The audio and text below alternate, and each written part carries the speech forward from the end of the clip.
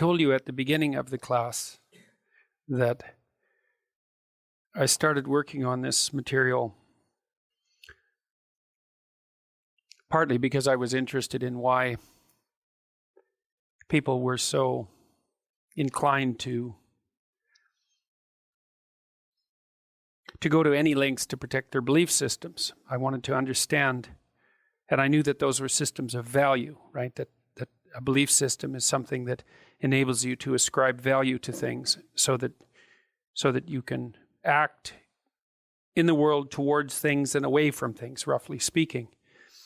And I've already made a case to you that belief systems regulate people's emotions, but not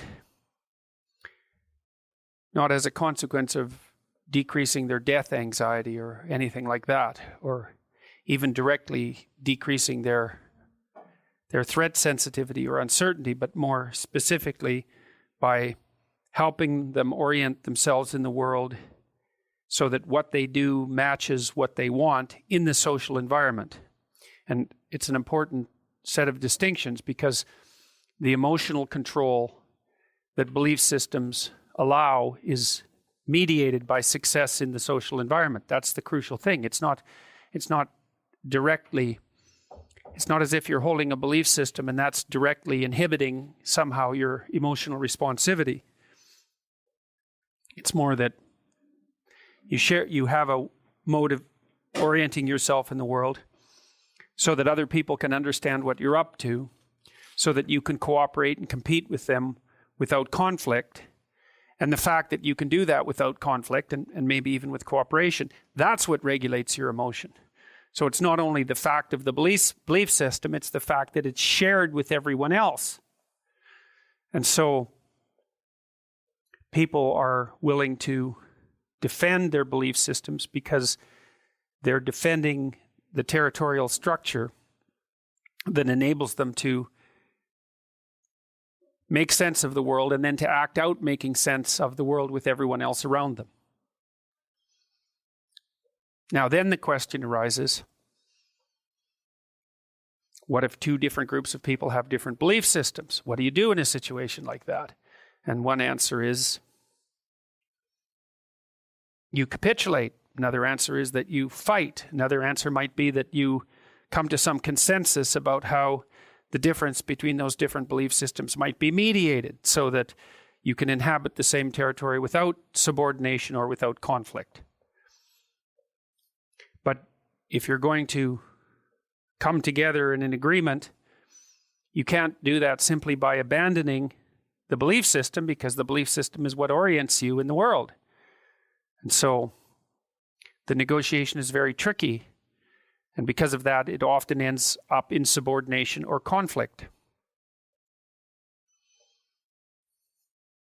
Another question that might arise out of that rat's nest of questions is, if you have belief system A and you have belief system B, and they're in conflict, is there any principles that you can use or any guidelines you can use to take the belief systems apart to try to understand what might be of central value in either of them or both, so that if you do bring them together, or even if one supersedes the other, that there's some evidence that they're predicated on principles that are actually viable. And of course, that brings up the question of what constitutes viable principles.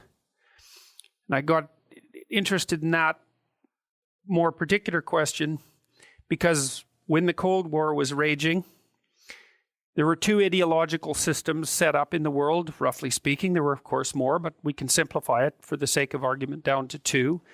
And one was predicated on the communitarian principles that were put forward by Marx, and the other was a consequence of, I would say, Western individualistic free market capitalist democracies, roughly speaking. And then you might ask yourself, well, was that only a difference of opinion? Right? Because that's the central question. If it's just a difference of opinion, if what's underneath it is arbitrary, then A, it doesn't matter which system wins, roughly speaking. B, there's no right and wrong in the discussion, right?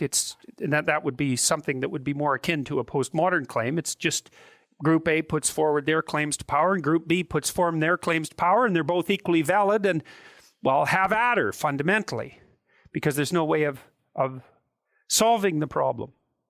But it struck me that I didn't think that we should leap to that conclusion so rapidly. And so I started to investigate, the substructure of Western thought, not so much communist thought, because I thought of communism as an interloper on the scene.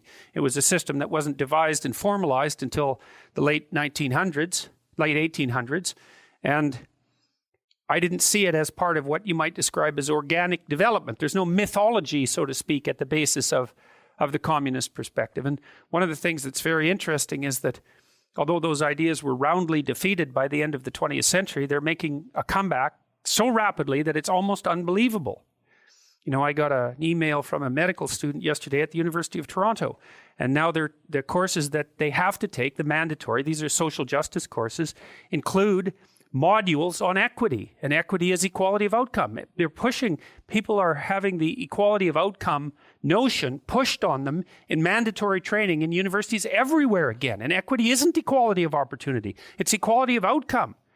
You know, that was the central dictum of the communist states in the 20th century. It's like, what the hell? How did we get back to that again already?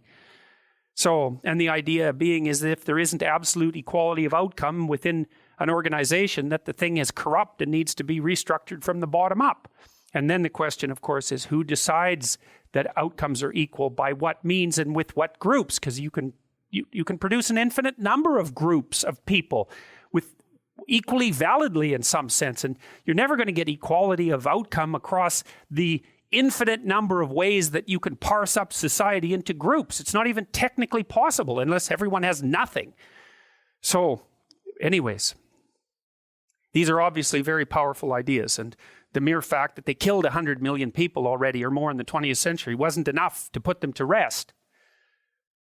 Anyways, so back to the main theme.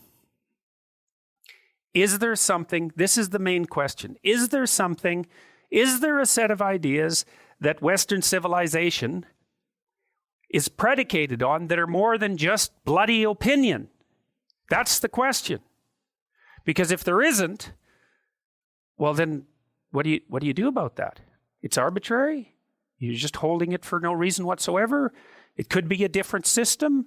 There's no reason to stick with it. All of those things. Like it takes the core out of it. Well, that was Nietzsche's claim, right? He said, you take the core metaphysical presupposition out from underneath Western civilization, or any civilization for that matter, and the whole thing loosens, shakes, and crumbles.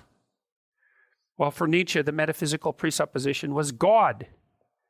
Well, and then the question, of course, well, what even does that mean? And on one hand, it means, I suppose, adherence to a dogmatic set of beliefs. But then you might ask yourself, well, is there something else that it means? It means at least the hypothesis of some transcendent value. It means at least that.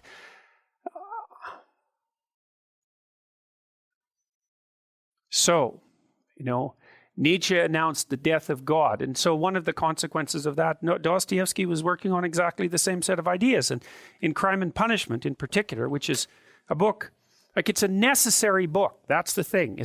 There's a number of books that were written in the last 120 years that you really have to read. And Crime and Punishment is one of them. And I think the Gulag Archipelago is another. And probably Beyond Good and Evil is another.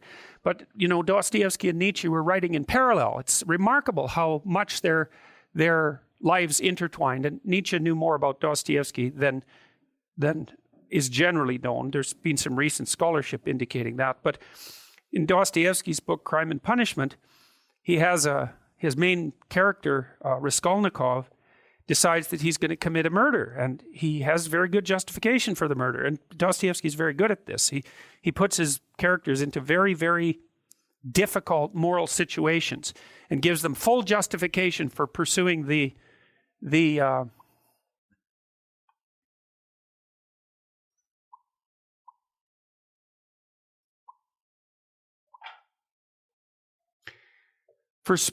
pathway that they're pursuing. And so Raskolnikov, he's broke and starving. He wants to go to law school. His sister's about to prostitute herself, roughly speaking, by marrying a guy that hates her, that she hates, and he has contempt for her, at least acts in that manner.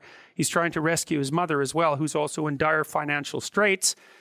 He goes to a pawnbroker to pawn his meager possession so that he can continue to scrape by. And she has this niece, I believe it's her niece, that's not very bright, who she basically treats as a slave and is horrible to. And so the pawnbroker has this money. Raskolnikov is in dire need. He thinks, look, I'll just kill her, because why the hell not? I'll take her money. She's not doing any good with it anyways. I'll free her niece, who's just lurking as a slave. She's got all these other people tangled up in her pawnbroker schemes. All that'll happen is the world will be a better place. And the only thing that's holding me back is conventional moral cowardice. And, Dostoevsky has his character in Crime and Punishment go through days, hours and days and weeks of intense imagination about this, rationalization about this, trying to justify himself, placing himself outside the law so that he can perpetrate this act, and telling himself with all the best nihilistic arguments that the only possible thing that could be holding him back is an arbitrary sense of indoctrinated morality. And so Dostoevsky explores that. He does commit the murder, and then, of course, all hell breaks loose because things don't necessarily turn out the way that you want. He gets away with it, however. Well, he gets away with it technically because no one knows he did it. But he doesn't get away with it in relationship to his own conscience. And so the rest of the book explores that. Well, Dostoevsky, I believe it was in Crime and Punishment, although he makes the same point in many of his books, he makes a very fundamental point. And this is the kind of point that I think that people who haven't investigated these matters down this particular literary and philosophical pathway never grapple with. Dostoevsky said straightforwardly, if there's no God, so if there's no higher value, let's say, if there's no transcendent value, then you can do whatever you want. And that's the question that he's investigating. And you see, this is why I have such frustration, say, with people like Sam Harris, the sort of radical atheists, because they seem to think that once human beings abandon their grounding in the transcendent, that the plausible way forward is with a kind of purist rationality that automatically attributes to other people equivalent value. It's like, I just don't understand that. They believe that that's the rational pathway. What the hell is irrational about me getting exactly what I want from every one of you whenever I want it at every possible second? Why is that irrational? And how possibly is that more irrational than us cooperating so we can both have a good time of it? I don't understand that. I mean, it's as if the psychopathic tendency is irrational. There's nothing irrational about it. It's pure naked self-interest. How is that irrational? I don't understand that. Where's the pathway from rationality to an egalitarian virtue? Why the hell not every man for himself and the devil take the hindmost? It's a perfectly coherent philosophy. And it's actually one that you can institute in the world with a fair bit of material success if you want to do it. So I don't see. To me, I think that the universe that people like Dawkins and Harris inhabit is so intensely conditioned by mythological presuppositions that they take for granted the ethic that emerges out of that as if it's just a given, a rational given. And this, of course, precisely not Nietzsche's observation as well as Dostoevsky's. That's Nietzsche's observation. You don't get it. The ethic that you think is normative is a consequence of its nesting inside this tremendously lengthy history, much of which was expressed in mythological formulation. You wipe that out. You don't get to keep all the presuppositions and just assume that they're rationally axiomatic. To make a rational argument, you have to start with an initial proposition. Well, the proposition that underlies Western culture is that there's a transcendent morality. Now, you could say that's a transcendent morality instantiated in the figure of God. That's fine. You could even call that a personification of the morality. If you don't want to move into a metaphysical space, I'm not arguing for the existence of God.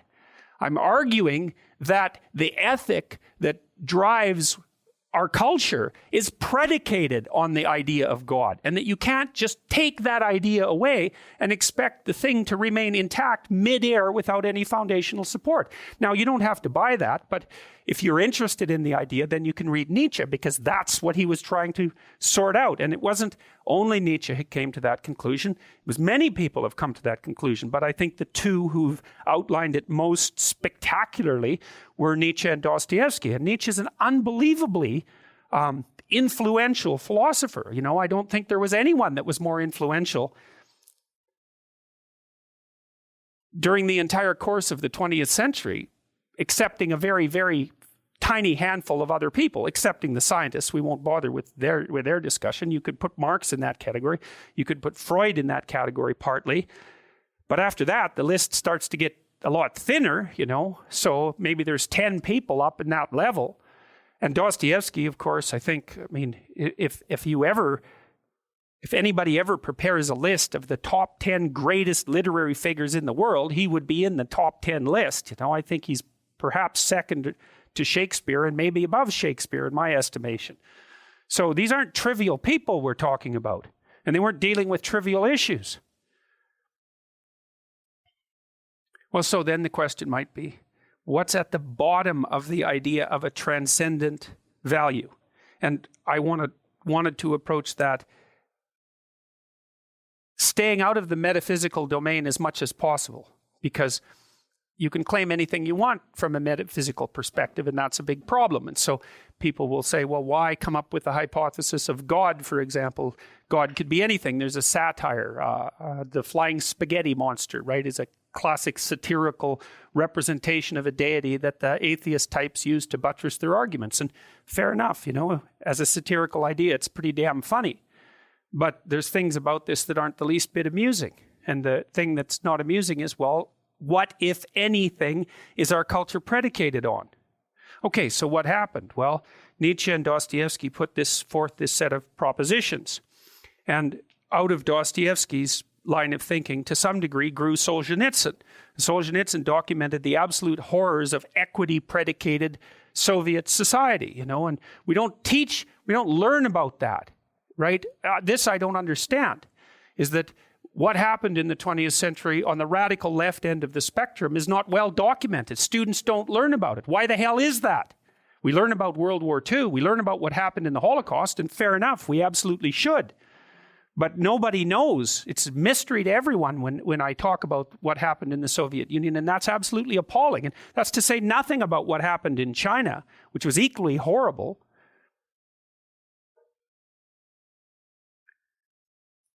The system didn't work. It was predicated on the wrong values, unless you think that that sort of thing means worked, you know, because you have to define that as well. But it collapsed under its own weight after it killed tens of millions of people. That doesn't really, and still, it's not like Russia has recovered. It doesn't seem to me like that's a very good definition of worked. Now, whatever we're doing in the West seems to work for all of its flaws.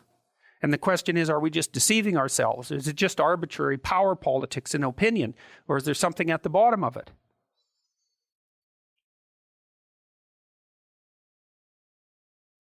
So when Solzhenitsyn wrote the Gulag Archipelago, he believed that the Russians would have to return to Orthodox Christianity to find their pathway forward. And that's, of course, has made him into a reactionary in the eyes of many of his critics. But that is perhaps what is happening in Russia, although it's very difficult to tell because Putin also seems to be using his affiliation with the Orthodox Christian Church as a means to consolidate power. So the situation in Russia is unclear, but a religious revival, if that's happening in Russia, and perhaps it isn't, but if it is happening, is something that unfolds over decades and even centuries. So it's not an easy thing to evaluate when it first starts to happen. But Solzhenitsyn drew the same conclusions that Dostoevsky did fundamentally, not in exactly the same way, but very, very close. He believed, as far as I could tell, that unless people were willing to adhere to some sort of transcendent value, that they had no protection against pathological ideologies and no protection against the murderous impulses that came along with them. And I found his work I found his writing credible, powerful and credible. I don't know how you can read that book and not draw that kind of conclusion. I think people who criticize Solzhenitsyn have never read the damn book, because that book is it's like going into the ring with Muhammad Ali and being pummeled to death for half an hour. you don't recover from it that easily. So I told you at the beginning of the class that I started working on this material partly because I was interested in why people were so inclined to go to any lengths to protect their belief systems. I wanted to understand, and I knew that those were systems of value, right? That a belief system is something that enables you to ascribe value to things so that you can act in the world towards things and away from things, roughly speaking. And I've already made a case to you that belief systems regulate people's emotions, but not as a consequence of decreasing their death anxiety or anything like that, or even directly decreasing their threat sensitivity or uncertainty, but more specifically by helping them orient themselves in the world so that what they do matches what they want in the social environment. And it's an important set of distinctions because the emotional control that belief systems allow is mediated by success in the social environment. That's the crucial thing. It's not as if you're holding a belief system and that's directly inhibiting somehow your emotional responsivity. It's more that you have a mode of orienting yourself in the world so that other people can understand what you're up to, so that you can cooperate and compete with them without conflict. And the fact that you can do that without conflict and maybe even with cooperation, that's what regulates your emotion.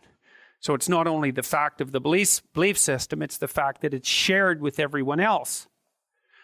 And so people are willing to defend their belief systems because they're defending the territorial structure that enables them to make sense of the world and then to act out making sense of the world with everyone else around them. Now then the question arises, what if two different groups of people have different belief systems? What do you do in a situation like that? And one answer is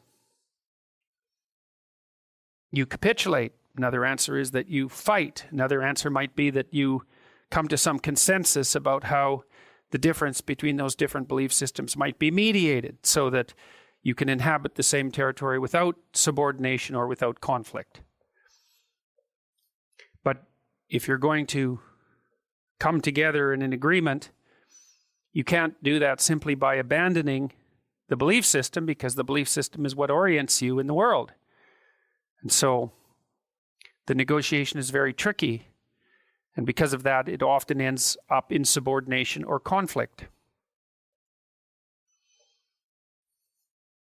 Another question that might arise out of that rat's nest of questions is, if you have belief system A and you have belief system B, and they're in conflict, is there any principles that you can use or any guidelines you can use to take the belief systems apart to try to understand what might be of central value in either of them or both, so that if you do bring them together, or even if one supersedes the other, that there's some evidence that they're predicated on principles that are actually viable. And of course, that brings up the question of what constitutes viable principles.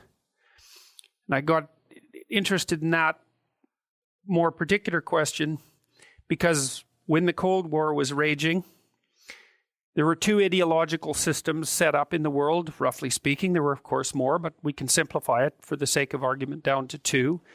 And one was predicated on the communitarian principles that were put forward by Marx, and the other was a consequence of, I would say, Western individualistic free market capitalist democracies, roughly speaking. And then you might ask yourself, well, was that only a difference of opinion? Right? Because that's the central question. If it's just a difference of opinion, if what's underneath it is arbitrary, then A, it doesn't matter which system wins, roughly speaking. B, there's no right and wrong in the discussion, right? And that would be something that would be more akin to a postmodern claim. It's just Group A puts forward their claims to power and Group B puts forward their claims to power, and they're both equally valid, and, well, have at her, fundamentally, because there's no way of solving the problem. But it struck me that I didn't think that we should leap to that conclusion so rapidly. And so I started to investigate. I started to investigate the substructure of Western thought, not so much communist thought, because I thought of communism as an interloper on the scene.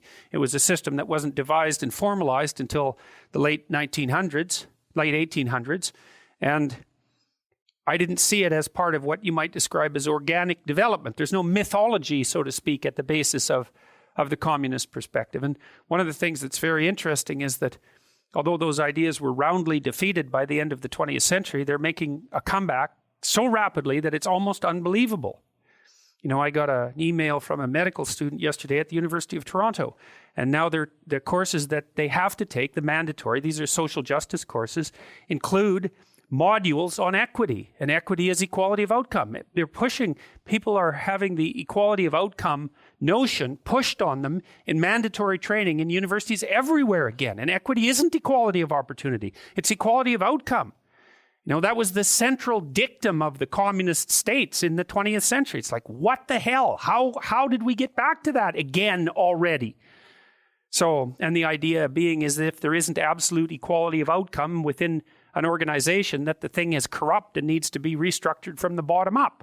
And then the question, of course, is who decides that outcomes are equal, by what means and with what groups? Because you can produce an infinite number of groups of people with equally validly in some sense, and you're never going to get equality of outcome across the infinite number of ways that you can parse up society into groups. It's not even technically possible unless everyone has nothing.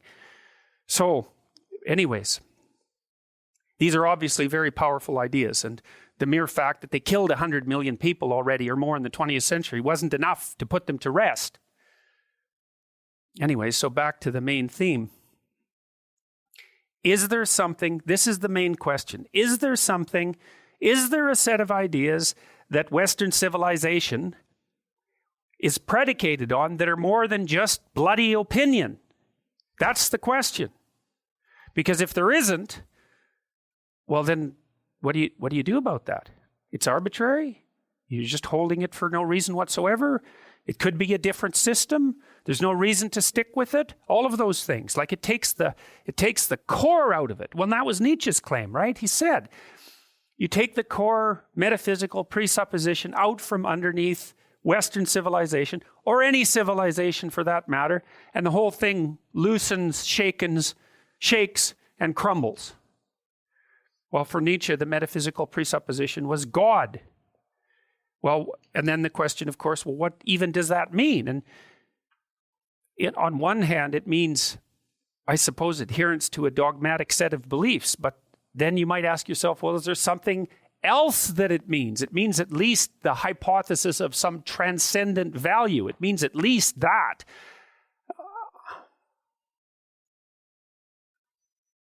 So, Nietzsche announced the death of God. And so one of the consequences of that, Dostoevsky was working on exactly the same set of ideas. And in Crime and Punishment in particular, which is a book, like it's a necessary book. That's the thing. There's a number of books that were written in the last 120 years that you really have to read. And Crime and Punishment is one of them. And I think the Gulag Archipelago is another. And probably Beyond Good and Evil is another.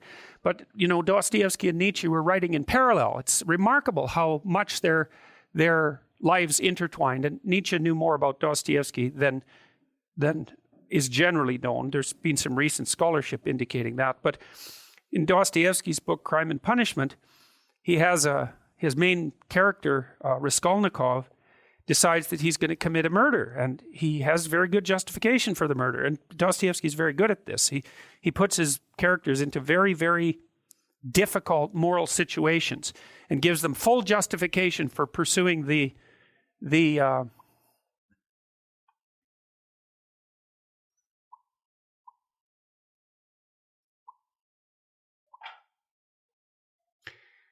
for pursuing the pathway that they're pursuing. And so Raskolnikov, he's broke and starving. He wants to go to law school. His sister's about to prostitute herself, roughly speaking, by marrying a guy that hates her, that she hates, and he has contempt for her, at least acts in that manner. He's trying to rescue his mother as well, who's also in dire financial straits. He goes to a pawnbroker to pawn his meager possessions so that he can continue to scrape by. And she has this niece, I believe it's her niece, that's not very bright, who she basically treats as a slave and is horrible to. And so the pawnbroker has this money. Raskolnikov is in dire need. He thinks, look, I'll just kill her, because why the hell not? I'll take her money. She's not doing any good with it anyways. I'll free her niece, who's just lurking as a slave. She's got all these other people tangled up in her pawnbroker schemes. All that'll happen is the world will be a better place. And the only thing that's holding me back is conventional moral cowardice. And, Dostoevsky has his character in Crime and Punishment go through days, hours and days and weeks of intense imagination about this, rationalization about this, trying to justify himself, placing himself outside the law so that he can perpetrate this act, and telling himself with all the best nihilistic arguments that the only possible thing that could be holding him back is an arbitrary sense of indoctrinated morality.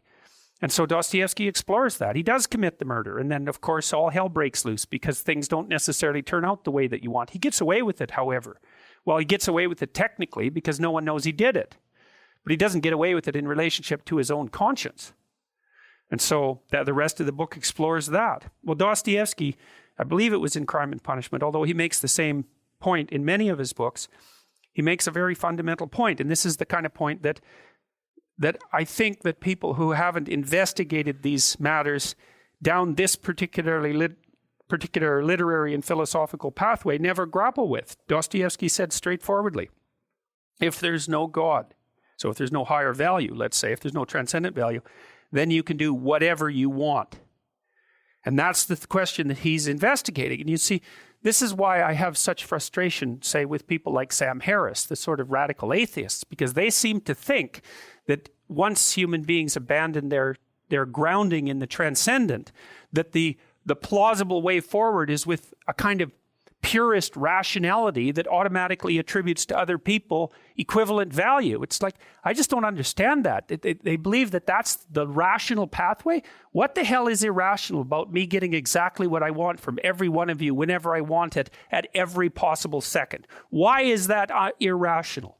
And how possibly is that more irrational than us cooperating so we can both have a good time of it? I don't understand that. I mean, it's as if the psychopathic tendency is irrational. There's nothing irrational about it. It's pure naked self-interest. How is that irrational? I don't understand that. Where's the pathway from rationality to an egalitarian virtue? Why the hell not every man for himself and the devil take the hindmost? It's a perfectly coherent philosophy. And it's actually one that you can institute in the world with a fair bit of material success if you want to do it. So I don't see. To me, I think that the universe that people like Dawkins and Harris inhabit is so intensely conditioned by mythological presuppositions that they take for granted the ethic that emerges out of that as if it's just a given, a rational given. And this, of course, precisely not Nietzsche's observation as well as Dostoevsky's. That's Nietzsche's observation. You don't get it. The ethic that you think is normative is a consequence of its nesting inside this tremendously lengthy history, much of which was expressed in mythological formulation. You wipe that out. You don't get to keep all the presuppositions and just assume that they're rationally axiomatic. To make a rational argument, you have to start with an initial proposition. Well, the proposition that underlies Western culture is that there's a transcendent morality. Now, you could say that's a transcendent morality instantiated in the figure of God. That's fine. You could even call that a personification of the morality. If you don't want to move into a metaphysical space, I'm not arguing for the existence of God.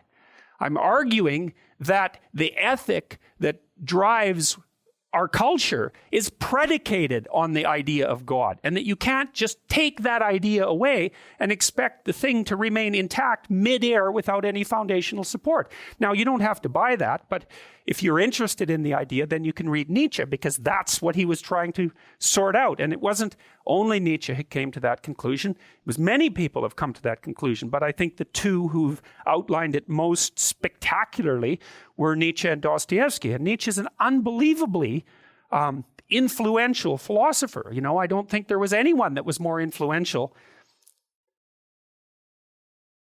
during the entire course of the 20th century, excepting a very, very tiny handful of other people, excepting the scientists. We won't bother with their discussion. You could put Marx in that category.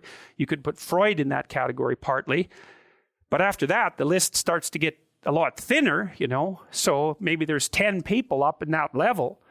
And Dostoevsky, of course, I think, I mean, if anybody ever prepares a list of the top 10 greatest literary figures in the world, he would be in the top 10 list. You know, I think he's perhaps second to Shakespeare and maybe above Shakespeare in my estimation. So these aren't trivial people we're talking about, and they weren't dealing with trivial issues. Well, so then the question might be, what's at the bottom of the idea of a transcendent value? And I wanted to approach that staying out of the metaphysical domain as much as possible, because you can claim anything you want from a metaphysical perspective, and that's a big problem. And so people will say, well, why come up with the hypothesis of God, for example? God could be anything. There's a satire. The flying spaghetti monster, right, is a classic satirical representation of a deity that the atheist types use to buttress their arguments. And fair enough, you know, as a satirical idea, it's pretty damn funny. But there's things about this that aren't the least bit amusing. And the thing that's not amusing is, well, what, if anything, is our culture predicated on? Okay, so what happened? Well, Nietzsche and Dostoevsky put forth this set of propositions. And out of Dostoevsky's line of thinking, to some degree, grew Solzhenitsyn. Solzhenitsyn documented the absolute horrors of equity-predicated Soviet society, you know, and we don't learn about that, right? This I don't understand, is that what happened in the 20th century on the radical left end of the spectrum is not well documented. Students don't learn about it. Why the hell is that? We learn about World War II. We learn about what happened in the Holocaust, and fair enough, we absolutely should. But nobody knows. It's a mystery to everyone when I talk about what happened in the Soviet Union, and that's absolutely appalling. And that's to say nothing about what happened in China, which was equally horrible.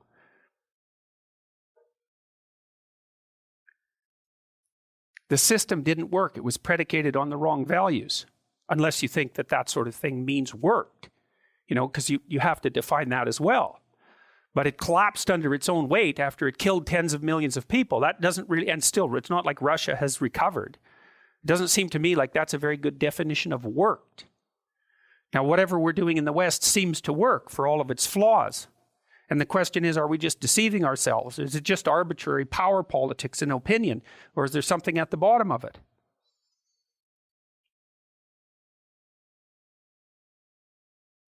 So when Solzhenitsyn wrote the Gulag Archipelago, he believed that the Russians would have to return to Orthodox Christianity to find their pathway forward. And that's, of course, has made him into a reactionary in the eyes of many of his critics. But that is perhaps what is happening in Russia, although it's very difficult to tell, because Putin also seems to be using his affiliation with the Orthodox Christian Church as a means to consolidate power. So the situation in Russia is unclear, but a religious revival, if that's happening in Russia, and perhaps it isn't, but if it is happening, is something that unfolds over decades and even centuries. So it's not an easy thing to evaluate when it first starts to happen. But Solzhenitsyn drew the same conclusions that Dostoevsky did fundamentally, not in exactly the same way, but very, very close. He believed, as far as I could tell, that unless people were willing to adhere to some sort of transcendent value, that they had no protection against pathological ideologies and no protection against the murderous impulses that came along with them. And I found his work I found his writing credible, powerful and credible. I don't know how you can read that book and not draw that kind of conclusion. I think people who criticize Solzhenitsyn have never read the damn book, because that book is like, it's like going into the ring with Muhammad Ali and being pummeled to death for half an hour. You don't recover from it that easily. So then Jung branched off of Nietzsche. And so Nietzsche's idea was that people would have to create their own values, roughly speaking. And I think that's where Nietzsche's is his weakest, because it isn't obvious to me that people can create their own values. And I think he fell into, and I don't want to be a casual critic of Nietzsche, because that's always dangerous, given that he probably had an IQ of 260. He was way the hell out there in the stratosphere, and just when you think you've understood what he was talking about, you can be bloody well sure that you didn't. But it does seem to me, and he was running out of time. He died young, and he was trying to solve this problem in a rush, I would say. And he hypothesized that people would have to become supermen, overmen, roughly speaking, in order to deal with the death of God. And that idea sort of branched off into Nazi propaganda, because that's in some sense what the Nazis were trying to do with their promotion of the perfect Aryan. Now it's a misappropriation of Nietzsche in my estimation. And it was partly because his sister, who is a perverse creature, doctored his work in such a way so that it was more easily appropriated by the Nazis. But there is some danger in what he said too, because the question is, well, if you're going to transform yourself into the giver of values, what stops you from inflating yourself into something like a demigod and just pronouncing what the values are going to be? So that's a problem. You're going to replace tradition with yourself. Well, there's dangers in that, because there's nothing to keep you humble. That's the most appropriate objection. There's nothing to keep you humble. And those things can spiral out of control very rapidly. And they did, say, in the case of Hitler. It's easy to blame what happened in Germany on Hitler, but that's a big mistake, because it was a dialogue between Hitler and the German people, right? Hitler didn't create himself. It was co-creation. He said things, people listened and told him back what to say. And then he said them and they listened and they told him back what to say. And it looped until he was the mouthpiece of their darkest desires. Now that's a game he was willing to play. But you can't think about that as, it isn't like Hitler created Nazi Germany. Hitler and the Germans co-created Nazi Germany. When a leader gives articulation to the imagination of the population. That's what a leader does. And, you could say that, well, maybe Hitler filtered what the Germans were telling him through a particular lens, because he had no shortage of resentment and desire for revenge in his own heart, It's not like his life was a spectacular success before he became a political activist, and he was brutalized very badly in World War I, and he didn't get to pursue his primary dream, which was to be an art student in Vienna, and he had applied 3 times and got rejected all 3 times, and so he was bitter about that. He was basically living on the streets after World War I. He wasn't the world's happiest person, and I'm sure he carried a fair bit of resentment in his heart when he was in the trenches in World War I. In one experience that he had, all of his friends were killed by a mortar when he had wandered off to go do something else. So, it's hard to even imagine what something like that would do to you. But I can tell you, when you're the only survivor out of 20 people, that's also going to give you an enhanced sense of your own specialness, because the alternative is just to think about how goddamn arbitrary the universe really is. So Jung studied Nietzsche in great detail, and he was particularly interested because Jung had his finger on the central problems all the time, right? Because he was a great psychologist, and he was listening to what people said, and he was a staggering genius as well. And so, like Nietzsche or Dostoevsky or Solzhenitsyn, he was that kind of prophetic type, I would say. And he understood as well, perhaps, what was wrong with Nietzsche's formulation, the idea that people could only create their own values, and that's what would replace the foundation that was now lacking under Western civilization itself. And he came to his conclusion, I would say, through Freud, because Freud started analyzing parts of the human cognitive process and content that people hadn't attended to before in any great detail, and that was primarily dreams.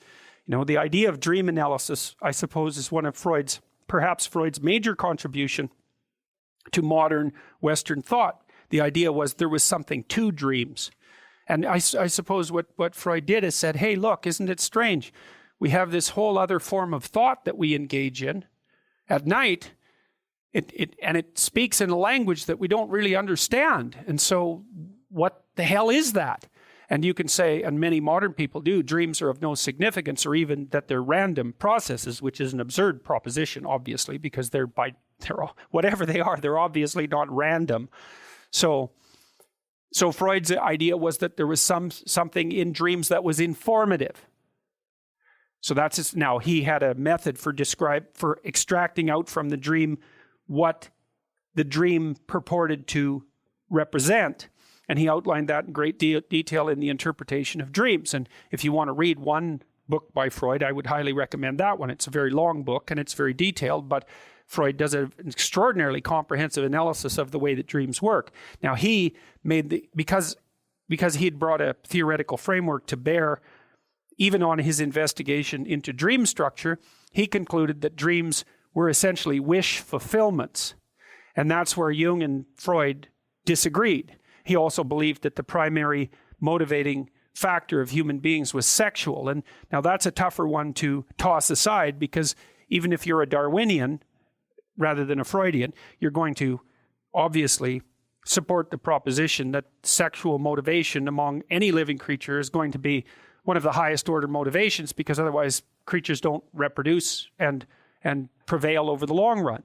So the question is that the ultimate source of motivation? And in some sense, the answer to that has to be yes.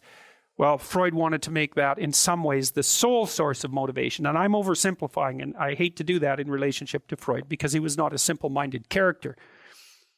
Jung had a dream once, if I remember correctly, that Freud and Jung were excavating a basement. And so Freud had already discovered the basement, let's say, so that would be the unconscious structure of the psyche. And Jung broke through into another basement that was a multi-chambered place, so many, many, many rooms. And I suppose what drove Jung and Freud apart was Jung's proposition that there was a hell of a lot more going on down there than had already met the eye. And they broke on the idea that the sexual impulse was primary, roughly speaking. They broke when Jung wrote a book called Symbols of Transformation, which is actually, there's three books that I know of that are sort of like maps of meaning. One is Symbols of Transformation. One is a book by Erich Neumann called The Origins and History of Consciousness. And the third one, well, is Maps of Meaning. They're the same book. They're just like they're trying to solve the same problem from three different directions. They're all attempts to address the same problem. And so Symbols of Transformation was a book that Jung wrote about the fantasies of a schizophrenic American woman. And he was trying to relate her fantasies to these old mythological ideas. And Jung's idea, essentially, and this is an idea that was shared by people like Piaget, so we're not going to say that Jung or Freud just pulled this idea out of the air, was that the birthplace of mythology and literature, for that matter, was the dream. That they share structural, that they share what? Mode of information presentation. And it's a relatively radical hypothesis, but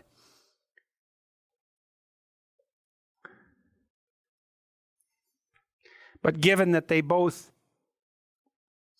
represent dreams and mythological representations share an essentially narrative structure, and they're literary-like. It's not so unreasonable to notice that a dream at night is like the movie that you play in your head. And it's not unreasonable to note as well that the dreams that you have at night bear a relationship to the daydreams that you have during the day. It's a form of cognition. It seems like an involuntary form of cognition, though, and that's a very strange thing. So Jung thought about the dream as nature speaking of its own accord, roughly speaking. And so his idea was, well, when you sleep, you dream, but the dream happens to you. It's not something that you create the way that, and you don't even think about creating it. Because I might say, well, what are you thinking about? And you'll say, I'm thinking about whatever it is, and you'll take credit in some sense for thinking that, because it seems like a voluntary activity. But what happens at night is that you think, but you think involuntarily. And so what Jung would say is that means that something is thinking in you. And that's a perfectly reasonable way of looking at it. And this is one of the things that's uncanny about the psychoanalysts, is they were willing to take their observations to their logical conclusion. There are things that think in you. What are those things? And what are they thinking? And why are they thinking it? Now, if you do dream analysis, and this is a tricky thing, because who's to say if your damn analysis is correct, right? It's very difficult to understand that. If you do dream analysis with someone, you generally have them lay out their dream, and then you ask them when they're going through their dream a second time. They lay out their dream, and you can kind of get a picture of it.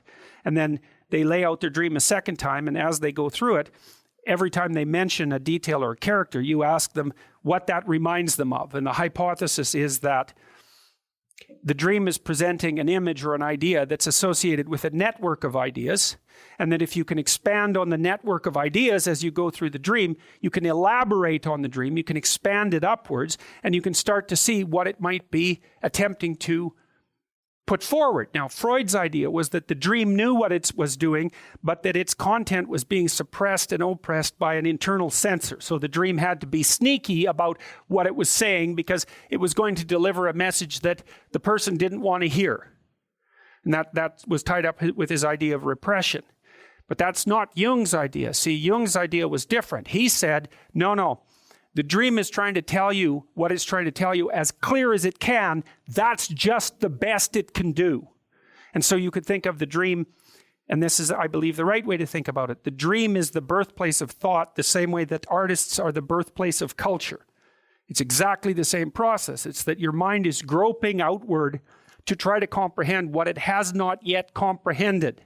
And it does that first by trying to map it onto image. And it's doing that in the dream, and it's somewhat incoherent. And well, let's stick with incoherent, because it's not yet a full-fledged thought. It's the birthplace of thought. It's a fantasy about what might be. And then if you can grip the fantasy and share it with other people, then maybe they can elaborate upon it and bring it into being with more clarity than it would be if it merely existed as the precursor of a thought in your imagination. Now, because Jung's idea too was, okay, you think in words. Where the hell do those thoughts come from? Well, they just spring into my head. Well, that's not much of an answer. They just, pop out of the void? Is there some sort of precursor to the development of the ideas? Is there a developmental pathway? So here's an image. This is the Buddha. There's calm water. There's a lotus. The roots go all the way down to the bottom of the lake. It's dark down there. The roots are embedded in the dark substrata at the bottom of the lake. The plant moves upwards towards the light. The water gets lighter and lighter as you move upward with the root. The flower manifests itself on the surface, and the Buddha sits in the middle. That's an image about how ideas develop. They come out from the bottom of reality, and they push themselves up towards the light, and they blast forward, and something emerges as a consequence. That's what that image means. And it's an image. The gold Buddha that's sitting in the middle of the lotus is an image of the perfect person. You could think about the gold Buddha who sits in a triangle as exactly the same thing that's the eye on the top of the pyramid. These are all the same ideas. And what's the idea that's trying to burst forward? How to be in the world. Well, what other idea would burst forward? Because it's the only problem that you really have, right? How should you manifest yourself properly in the world? It's everyone's question. It's the ultimate question. It's been the ultimate question since the beginning of time. And we've been working out that idea forever. First of all, merely by acting it out, and then by representing the actions, and then by representing the representations, and spiraling all that together. So I started looking developmentally. I thought, okay, maybe these ideas have roots, and this was partly predicated on the observation from Dostoevsky and Nietzsche and so forth, that there did seem to be a necessary pattern in morality. There seemed to be a necessary pattern. It wasn't arbitrary. It was a representation of the specific mode of human being. And it isn't something that's just imposed on you by your culture. It's not something that's just learned. It's intrinsic in you, and it's manifest in the culture at the same time. And there's a there's a dialogue between those two things, culture and nature, where the idea is embedded, trying to make the proper articulation of that spring forward in each individual. And that's only to say these aren't radical propositions. Your nature strives so that you can manifest yourself properly in the world. Culture strives to aid you in that endeavor. Is there something about that that's of dubious validity? What else would it be doing? Working for your death? Hardly. Working for your destruction? Well, you could see that maybe when culture becomes pathologized, but to the degree that it's able to maintain itself across long periods of time, it obviously has to be striving in some way for your individual manifestation so that you can survive and flourish. So there's a co-creation of the human being going on through nature and through culture, and then perhaps with your own voluntary will participating, whatever the hell that is, something we don't understand at all and are prone to dismiss because of that. So then I learned about Piaget, and Piaget had some very interesting ideas, and I think I've told you already what Piaget was up to. He wasn't a developmental psychologist. He didn't even regard himself as a psychologist. He wanted to reconcile science and religion. That's what he was doing through his entire bloody life, because it drove him crazy when he was an adolescent. And he didn't think that he would be able to survive unless he could bring those two things together. So he's working on the same problem. And so one of the things that Piaget, who was very prone to observation, he was an ethologist of human beings. That's a good way of thinking about it. An ethologist is a scientist who studies animals by watching their behavior rather than studying them under laboratory conditions. And he got very interested in the spontaneous emergence of morality in the play of children. And it was so smart, that idea that, when kids come together and unify themselves towards a particular goal, so in play, that a morality emerges out of that. And that morality, and I've mentioned this before, there's a morality in game 1, there's a morality in game 2, there's a morality in game 3. What's common across all those moralities is a meta-morality. And so the meta-morality emerges from the particular moralities that are embedded in particular cooperative situations. We could say cooperative and competitive situations. You can expand that out biologically to some degree to the idea of the dominance hierarchy, right? Every social animal, and even many animals who aren't social, are embedded in a dominance hierarchy. The dominance hierarchy has a structure, or we couldn't call it a dominance hierarchy. Dominance hierarchy A, B, C, D, E, thousands of them across thousands of years. You extract out from all of them what's central to all of them. That's the pyramid of value. What question do you need answered about the pyramid of value? What's at the top? Because that's the ideal. That's the I at the top of the pyramid, or the golden Buddha in the lotus. It's the same thing. It's the same thing as the crucifix, paradoxically enough. And it has to do with something like the voluntary acceptance and therefore transcendence of suffering. It's something like that. These are not arbitrary ideas. They're deeply, that's my case anyways, they're deeply, deeply, deeply rooted in biology and culture. They're as deeply rooted in biology as the dominance hierarchy is rooted in biology. And we already know the answer to that. The dominance hierarchy has been around for 350 million years. It's a long time. You don't get to just brush that off and say, well, morality is some sort of second-order cognitive problem. It's like, no, it's not. I can tell you something about its instantiation in your nervous system. You have a counter at the bottom of your brain that keeps track of where you are in terms of your status, and it bloody well regulates the sensitivity of your emotions. So if you're at the bottom of the hierarchy, barely clinging on to the world, everything overwhelms you. And that's because you're damn near dead. And so everything should overwhelm you. You've got no extra resources. Any more threat, you're sunk. So you become extremely sensitive to negative emotion and maybe also impulsive, so that you grab while the grabbing's good. And if you're nearer the top in the dominance hierarchy and your counter tells you that, then your serotonin levels go up, you're less sensitive to negative emotion, you're less impulsive, you live longer, like everything works in your favor. Your immune system functions better, and you're oriented at least to some degree towards the medium and long-term future. And you can afford that because all hell isn't breaking loose around you all the time. And so then the question is there a way of being that increases the probability that you're going to move up dominance hierarchies? Well, that doesn't seem to be a particularly provocative proposition, unless you think that it's completely arbitrary and random, and that you can think that if you want, but I don't think there's any evidence for that whatsoever. I mean, we certainly have, even for sexual selection, we impose criteria. They're not random and arbitrary. So, okay, so back to Jung. So what was Jung trying to do? Well, he was trying to see, Jung believed that once we had stopped populating the cosmos with gods, that they went inside. That's a good way of thinking. Well, think about it this way. You know, an archaic person looks at the sky and uses his imagination to populate the sky. What's the sky? Well, it's the constellations. It's the domain of the gods. Well, why? Well, because the gods are what are out there beyond your understanding. Well, that's what you see when you look up at the sky. So you populate the night sky with figures of your imagination. So the gods are the things that you broadcast out of your imagination and see spread over the world.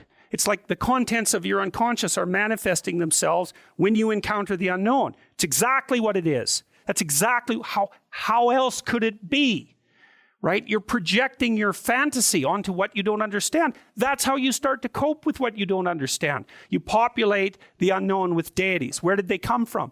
They came from your imagination. Well, what happens when you take them out of the world? Do they disappear? No. They just go back into your imagination. So that's where Jung dug down to find them. That's the same motif as rescuing your dead father or rescuing your father from the belly of the whale. It's the same idea, is that the corpses of the gods inhabit your imagination. So where do you go if you need to revivify them? You go into your imagination. And that's exactly what Jung did. And I mean, this is no secret. If you read Jung, he tells you that's what he did. He tells you that's why he did it. It's not an interpretation on my part. Well, so then the question is, what's down there? Is it just mess and catastrophe? Or is there something in it that's patterned? Well, Jung's proposition was that you rediscover the great archetypes that guide human being by investigating the structure of your imagination. When he thought about the imagination, in some sense, at least in part, as a manifestation of your biology. Well, yes. What else would it be? You know, when I told you that story about my nephew, I believe, right, about him running around as a knight and then going off to have a combat with the dwarves and the dragons. It's like, well, where did that come from? Well, partly it came from his culture, right? Because he was a knight, and so obviously that's a cultural construct. But the thing is that his imagination it's this structure that's looking for things to fill itself with, just like your predisposition to language. You have a predisposition to language. What is that? We don't know. What does it do? It looks for things in the world to fill itself with, right? And if you first of all, when you start to learn how to speak, you babble every phoneme. Did you know that? If I was learning to speak an Asian language, there would be phonemes I couldn't pronounce, and vice versa. An infant, all of them, they babble all the phonemes. And then as they start to learn the language, they lose the ability to say a bunch of them and only retain the ones that are relevant to that language. So a baby babbles all possible languages. That's a way of thinking about it. And then loses the ability. So that's you can see there. So you could say, well, you manifest the potential to be possessed by the set of all possible archetypes. It's built into your biology. And then as you're enculturated in your own culture, the set of archetypes that manifest themselves in that culture are the ones that you pull in for your own use. So my nephew's running around like a knight. Well, you know, if he would have been born in the middle of the Amazon, he would have been running around with a bow and, you know, a poisoned arrow and a bow. It's the same thing. It's the same idea. It's just trapped out in different cultural dress. And his little imagination was trying to solve the problem. How do you deal with the unknown? Well, what's the unknown? It's these little devils that keep jumping up on you and biting you, and they come out without end. So just killing them, it's like cutting the head off the Hydra, right? 7 more grow. Well, what the hell good is it to solve one problem? when there's just a bunch more problems that are going to come after you? And that's everyone's question. That's the ultimate question of nihilism, right? Why bother solving a problem if all that's going to happen is that 20 more problems are going to come your way? Why not just give up and die? Well, right, it's a good question. It's a good question, right? Is the suffering so intense that the whole game should just be brought to an end? That's another fundamental question of existence. And people who've become truly malevolent answer that question in the affirmative. They say, it's too much, we should destroy it. Now, I wouldn't say they're precisely doing it only for humanitarian reasons, but you have to understand and appreciate the logic. It's not irrational. That's the other thing. It's not irrational to work for the destruction of being. It's not irrational. In fact, it might be the most rational thing you could come up with. Depends on your initial set of presuppositions. So, Jung, down into the belly of the beast, so to speak, to see what lurks in the imagination. He sees the birthplace of archetypal ideas. Well, what are archetypal ideas? They're patterns of, you could think about them as representations of patterns of adaptive behavior. And so then you might ask, well, where did they come from? Well, that's part of what I've been trying to teach you about. They evolved, as far as I can tell, right? They evolved collectively, is that our society, and this is the dominance hierarchy idea. Dominance hierarchies set themselves up as a matter of course. They're the standard way that animals organize themselves in a territory. Well, okay, human beings are watching those dominance hierarchies since we became self-aware, thinking, what the hell are we up to? What the hell are we up to? And there's a question that lurks in there. What constitutes acceptable power? What constitutes acceptable sovereignty? Who should lead? Who should rule? What should be at the top?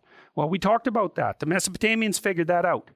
Speech and vision. That's Marduk. Speech, vision, and the willingness to confront the terrible unknown. That's what should rule. Well, what? Is that an arbitrary idea, or is that a great idea? How could it be any other way? Well, that's what human beings are like. And I don't think that you can read the Mesopotamian story and understand the reference, which isn't an easy thing to do, and fail to draw that conclusion. Marduk has eyes all the way around his head. He speaks magic words. He goes off to fight Tiamat, the dragon of chaos. Well, what's that? That's the reptilian predator that lurks in the unknown. Well, is any of that, is there anything about any of that that stands in opposition to what you would presume if you were just analyzing our situation from a purely biological perspective? We're prey animals, we're predators. We've been threatened by reptiles forever. Why wouldn't we use the predator that lurks in the dark forest or the water as a representative of the unknown? Why wouldn't we harness that circuitry? We already have it at hand. And even more to the point, how could we do anything else? It makes perfect sense. Well, so then you might say, well, what would you want to be king? You could say king of the world or king of your own soul. What do you want to subordinate yourself to? How about your heroic willingness to encounter the unknown and articulate it and share that with people? There's no nobler vision than that. And I don't see that it's merely arbitrary. And it's not merely arbitrary too, because if you do that, to the degree that you do that, assuming your society isn't entirely corrupt, you will be successful. It will actually aid you practically. You'll rise up above men. You'll be selected by women. You'll be admirable. You'll be valued. And you know that because if you look at the people that you admire and value, again, unless you've taken a detour into dark places and are possessed with admiration for people who are working for malevolent purposes and for destruction, you just have to watch the people that you admire and try to figure out what's common across them and draw your own conclusions. And you can ask yourself too, when you're torturing yourself with your conscience because you're not doing what you should be and you know it, what is it that you're torturing yourself in relationship to? You have a vision of your own ideal and you torment yourself if you're not matching it. What's the ideal? Well, you don't know, right? It's kind of incoherent and poorly articulated, but that doesn't mean it isn't trying to manifest itself and make itself known to you. It's really the purpose of religious education, is to make that ideal articulated. Well, we've lost that. It's not a good thing.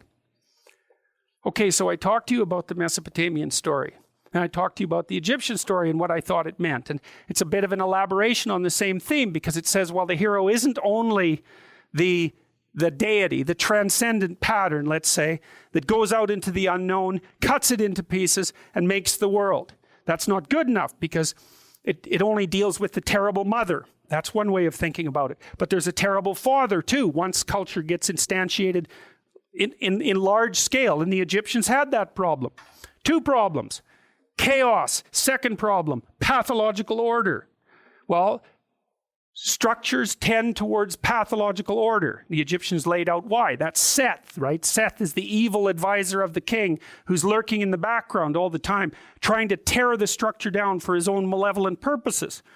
So now and then that overcomes the structure and destroys rigidifies and makes malevolent the entire social structure. So it degenerates into, say, fascist totalitarianism, something like that.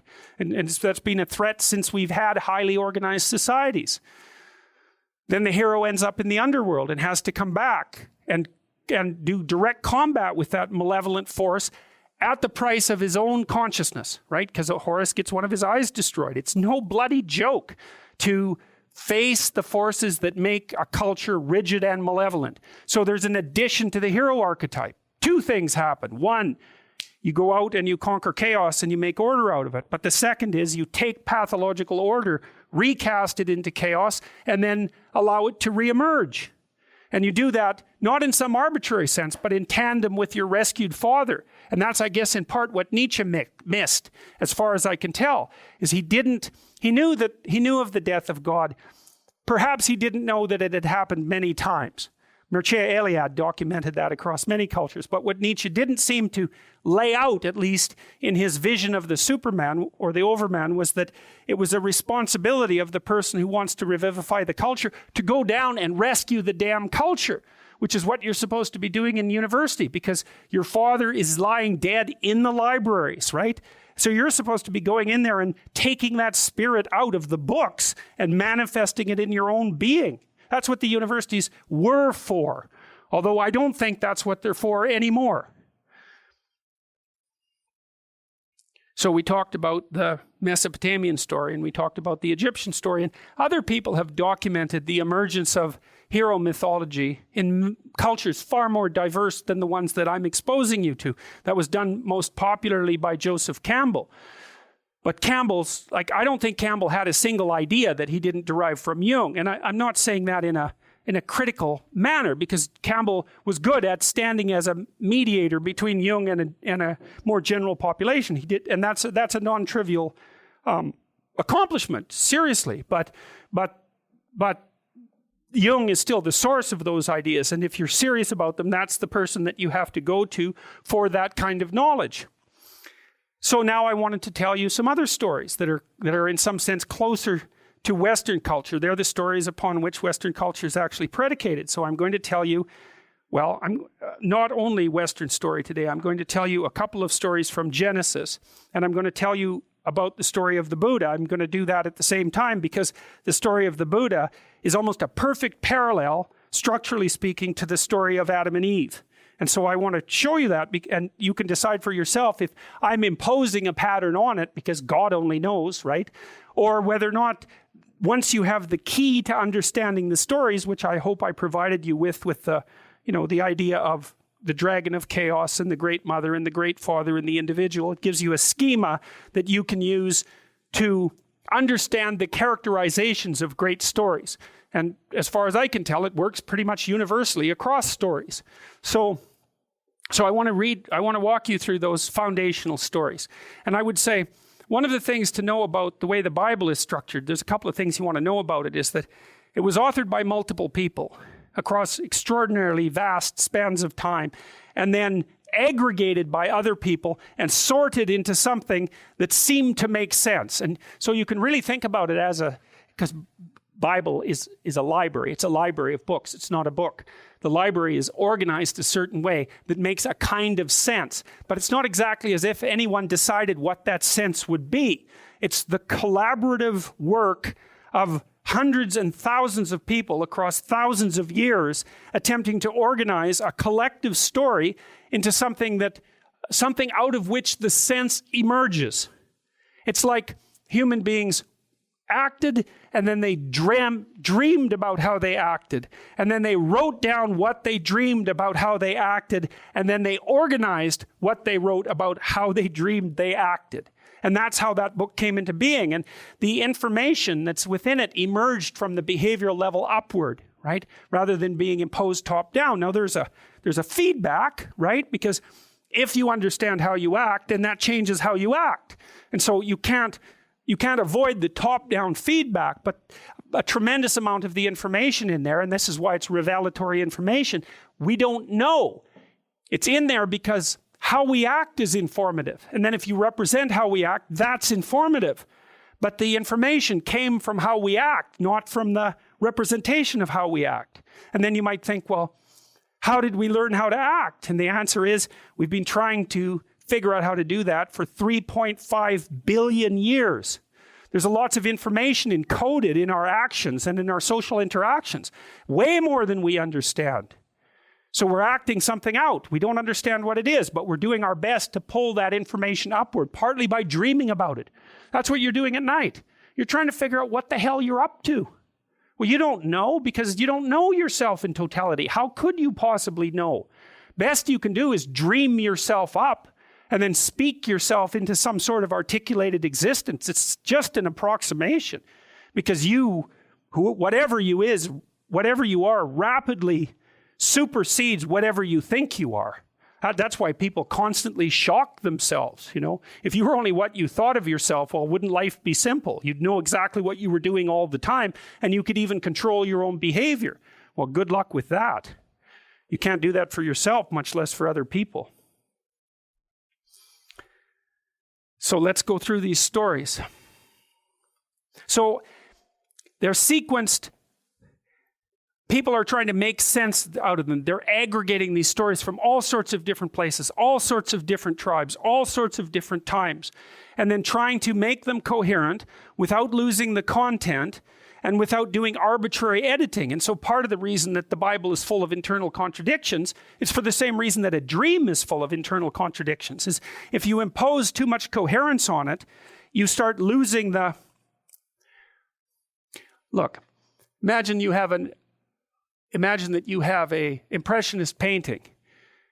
Well, it's messy and the image emerges, and you might say, well, we could replace that with a nice clean line drawing or even a sequence of stick figures and get the basic point across. It's like, well, you would, but you'd lose the richness. The unarticulable richness would be lost in the premature attempt to bring logical closure to the phenomena. And so, in fact, we know already that that's maybe the difference between dreams and waking thought. So, waking thought sacrifices completeness for coherence, right? So, whereas dream thought sacrifices coherence for completeness. And that's not something I'm saying arbitrarily. This is something that has been thought through by people who've been thinking this sort of thing through for a long time. Precise thought excludes too much. An imprecise thought is not sufficiently coherent. So we do both. Precise thought, left hemisphere, linguistically mediated, sequential, logical. Incoherent but complete thought, imagistic, emotion-based, right hemisphere. The right hemisphere even has a more diffuse structure. It's like the right hemisphere is trying to get a picture of everything. Now, it's not going to be a very detailed picture because it's a picture of everything, full of contradictions. But at least it's a picture of everything. And the left says that's not good enough for precise action. And it's not. So we'll narrow that to precision. But we lose the richness. But you need both. So there's an interplay. Well, the documents that the Bible is composed of are half dream and half articulated thought. And they have the advantages of articulated thought and the advantages of the dream, but also the disadvantages of both. So to the degree that it's articulated, it's in a dogmatic box. To the degree that it's a dream, it's still incoherent. But the problem is you have to move through the entire world, even though you don't know it in detail. So you need detailed knowledge where detailed knowledge is necessary, and you need vague but complete knowledge where that's necessary. It's a very uncomfortable balance, but we have to face everything even though we don't understand anything completely. Now, Genesis, the first stories in Genesis are, what would you say? Unidentifiably ancient. God only knows how old they are. The story of Noah, here's an interesting thing. I know this guy he's a Kwakwaka'wakw tribal member and an artist who lives on the tip of of Vancouver Island. And the culture he comes from is about 14,000 years old, something like that. And maybe it's been unbroken for 14,000 years, very long period of time. And he's not literate, this guy, although he's very intelligent, has a great memory, and is also a great artist. And he's told me some of the stories that have come down through the Kwakwaka'wakw tradition. And he was educated by his grandparents who were original language speakers, and he's an original language speaker. So there aren't many people like that left. I think there's only 3,000 in his particular tribal group. They have a story that's the flood story, except it's canoes. And it isn't a dove, it's a crow, but the damn story is exactly the same. It's like, well, what the hell's up with that? In fact, at the end, it's not a canoe, it's a bunch of canoes that are tied together.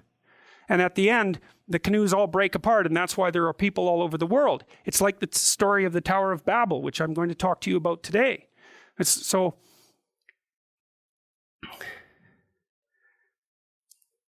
reason I'm telling you that is because the stories at the beginning of Genesis are extraordinarily old. Now, so maybe he tells the same story that we tell,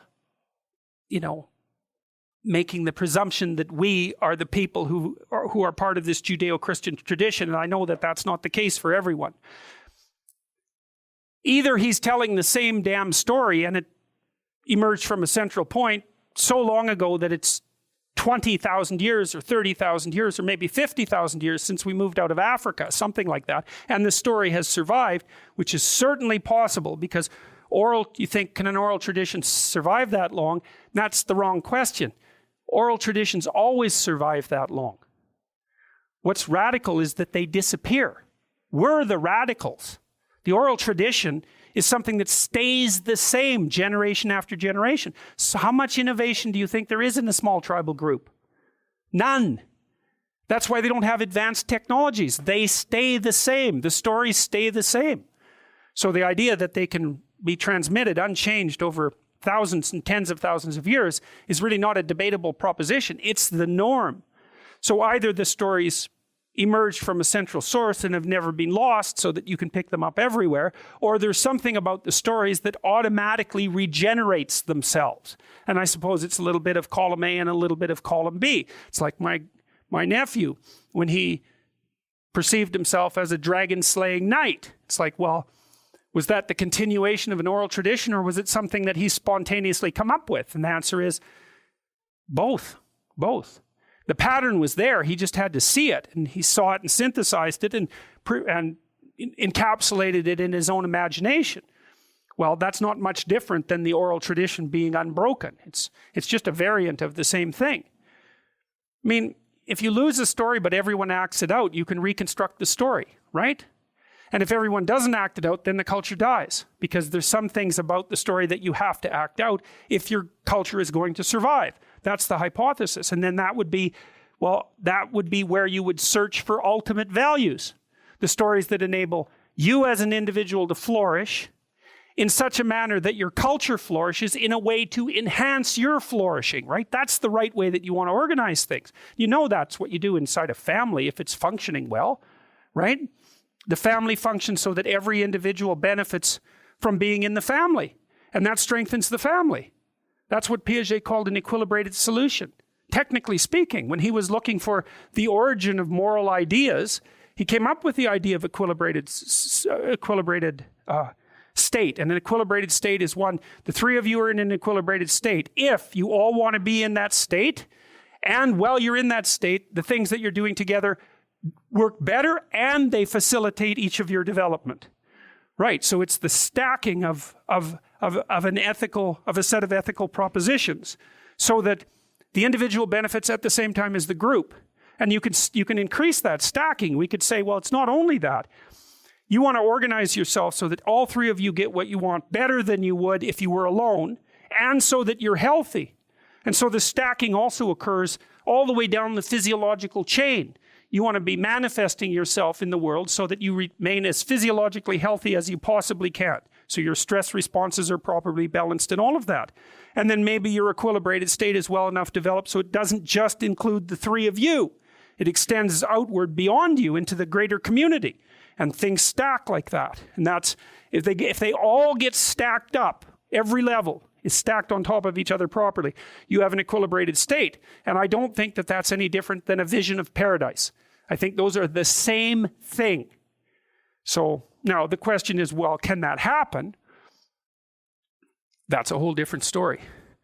I mean, it happens in your own life at those times where everything comes together for you, you know. It's chaotic and then everything snaps together and you think, that's exactly right. And it's unstable, you can't maintain it, it fragments again. But that's what you're working towards. If you have any sense, you're working towards that constantly. And I think that's what music represents.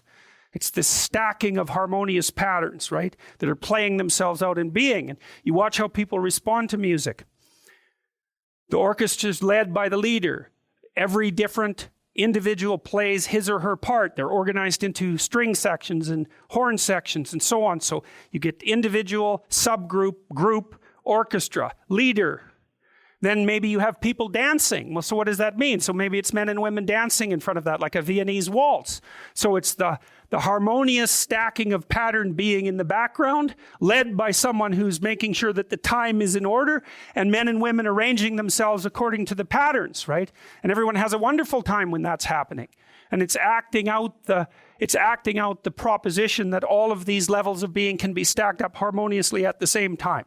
And everybody has a tremendously fun time while they're doing it. Maybe that's how you find a mate at a dance, and for exactly the same reason. It's an optimal place to do that. You see if there's someone that you can be with whom you can mutually act out the patterns of being. Well, we're all acting that out at a dance. We don't know what we're doing. We're having a good time. Well, yeah, that's a little glimpse of paradise. That's what that good time is. Now, the Bible stories before, what seems to happen is that there's two cataclysmic events at the end of the first part of Genesis. There's the flood. So the prehistoric world is wiped out by the flood. And so the idea there, in some sense, there's a bunch of ideas, but one of them is there's a place in history past which we cannot look. And that's absolutely true. One of the things that's very strange about human beings is that our written civilizations, the ones we have records of, all seem to have popped up somewhere in the neighborhood of 5,000 to 6,000 years ago. Doesn't matter where you look, right? Central America, China, India, Greece, Egypt, it's all the same. 6,000 years ago, poof, there we were. Well, what happened before that? Well, the answer is we don't know. Everything is obscured by the chaos of history before that point. And all that's emerged out of it, so to speak, are these incredibly ancient stories. And so we're going to walk through the ancient stories and see what we can pull out of them. We've already done that with several. So there are some representations of the Garden of Eden. So this is by Hieronymus Bosch. I don't know if you know who Hieronymus Bosch is, but he's definitely worth looking up because he was one strange character. He was like, I think he painted in the 15th century, if I remember correctly. He was like this 15th century version of Salvador Dali. His paintings are so uncanny that they're still shocking to the modern eye, which is really something because it's not easy to shock a modern person with a visual image. But Hieronymus Bosch will definitely do that. And that's his representation of paradise. There's some central structure in the middle that's partly phallic and partly chambered. So, and there's Adam and Eve, united by God. So, and there's one by Peter Paul Rubens, and it's sort of the primordial, lush landscape that you might think about as the ancestral human home. It's something like that. A treed landscape. Well, why trees? Well, we liked fruit. We lived in trees. Why not trees? I mean, even modern people have a very powerful tendency to think about trees as sacred. You wouldn't get environmentalists tying themselves to great, Douglas firs and protecting them if there wasn't some deep felt sense within us that they're sacred, whatever that means. Well, trees are our home. Well, that's as close to sacred as you're going to get. So I'm going to read you something from the book of Job. And this is God harassing Job. So I don't know if you know the story of Job, but it's a very interesting story. And basically what happens with Job is that God and the devil have a bet, which seems a little, on the unreasonable side for God, but he gets to do whatever he wants. So he has a bet with Satan, roughly speaking, and he says, well, Job, he tells Satan that Job is a good guy and that he's faithful to God. And Satan says, yeah, let me at him for a while. I bet you we can do something about that. And God says, roughly speaking, no, you can torture him all you want. He's going to stay faithful. And Satan says, well, we'll have a bet on that. And so God hands him over. And what happens to Job? It's like everything terrible that you can imagine then happens to Job, right? All his family dies. All his possessions are destroyed. He gets a horrible skin disease, and so then he's sitting there by the fire, sort of scraping himself with bits of broken pots, and all his friends come around and tell him that the reason all this happened to him was because he deserved it. So it's perfect, right? It's like an ultimate suffering story. It's a precursor to the idea of the crucifix. That's one way of thinking about it. So, and Job has a chat with God and asks him, like Cain did, roughly, what's going on? And God he's irritated that Job would even dare to question him. It's like he's God. He gets to do whatever he wants. It's a very strange book. Anyways, this is one of the things that God says to Job. Well, God is trying to justify himself, I would say, to Job. And the reason I'm telling you this, you see, is because, so imagine that you're trying to analyze a literary work. You might say, well, where's the meaning in the literary work? And the answer is, it's in the words, word by word. It's in the phrases. It's in the sentences. It's in the relationship of the sentences to each other. It's in the relationship of the sentences within paragraphs. It's in the relationship of the paragraphs within the contexts of the chapters. And it's in the relationship between the chapters and the whole book, and then the book in the whole culture. So it's not easy to localize the meaning. It exists at all those levels simultaneously, and they all inform one another. And what that means, and it's even worse in a book like the Bible. I want to show you a picture. This is an amazing picture. So let me tell you what this is. So the Bible is the world's first hyperlinked document. That's a good way of thinking about it. So what you have here, so what you see at the bottom, there's a line along the bottom, and then there's small lines coming down from it, okay? Each of those, the line has dots on it. Each dot is a verse, okay? And then there's a line associated with the verse that's of varying length, and the length corresponds to how many times that verse is cross-referenced somewhere else in the document. And then these rainbow-colored lines are the cross-references. So now that's really worth thinking about. So then you think, well, that book is deep. Well, why is it deep? Well, it's because every single thing in it refers to every other thing. It's connected like your brain is connected. Like it's not a linear document. And the thing is, a book is a very strange thing, right? Because when you, or even a story, because when you lay out the story, in some sense, you're like God. You're outside of the space and time of the story. And so you can adjust the end to make the beginning different. You know, how if you watch a movie and it's got a surprise ending, it changes the beginning. You thought the beginning was one thing, but it isn't. It's something else. Well, when you lay out a story, you can fiddle with the story anywhere in the story. And you can also make something that happens before dependent on something that happens after, which is very strange. And that's what's happened with the Bible, because people have worked on it, trying to synthesize it and make it coherent and make it make sense. And so they're continually connecting everything that's inside of it to everything else. And so you end up with a document map that looks like that.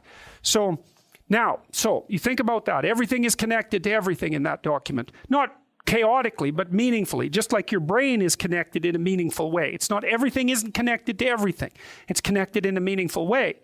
And then you think, well, what do the stories mean? And then the answer is, well, that's a hard question because all of them are connected with each other. And then there's all these different levels of analysis. And so you can pull out meanings at one level of analysis that aren't self-evident at another level of analysis. Just like if you're listening to a complex piece of symphonic music, you can follow a bass line, or you can follow the strings, or you can follow the horns, and they're all harmoniously interrelated, but they're also separable. Okay, so there's an image that lurks in the Old Testament, and the image is the same image. It's roughly the same image as the image of Marduk confronting Tiamat. So, for example, at the beginning, God makes, here's how the beginning goes. In the beginning, God created the heaven and the earth. And the earth was without form and void, and darkness was upon the face of the deep. And the Spirit of God moved upon the face of the waters. And God said, let there be light, and there was light. Okay, so we got to look at the first few lines here. So this is God justifying himself to Job. He says, can you pull in Leviathan with a fishhook, or tie down its tongue with a rope? Can you put a cord through its nose, or pierce its jaw with a hook? Will it keep you begging for mercy? Will it speak to you with gentle words? Will it make an agreement with you for you to take it as your slave for life? Can you make a pet of it like a bird, or put it on a leash for the young women in your house? Will traders barter for it? Will they divide it up among the merchants? Can you fill its hide with harpoons, or its head with fishing spears? If you lay a hand on it, you will remember the struggle and never do it again. Any hope of subduing it is false. The mere sight of it is overpowering. No one is fierce enough to rouse it. Who is then able to stand against me? Who has a claim against me that I must pay? Everything under heaven belongs to me. More computer trouble. Oh, there we go. I will not fail to speak of Leviathan's limbs, its strength and its graceful form. Who can strip off its outer coat? Who can penetrate its double coat of armor? Who dares open the doors of its mouth, ringed about with fearsome teeth? Its back has rows of shields tightly sealed together.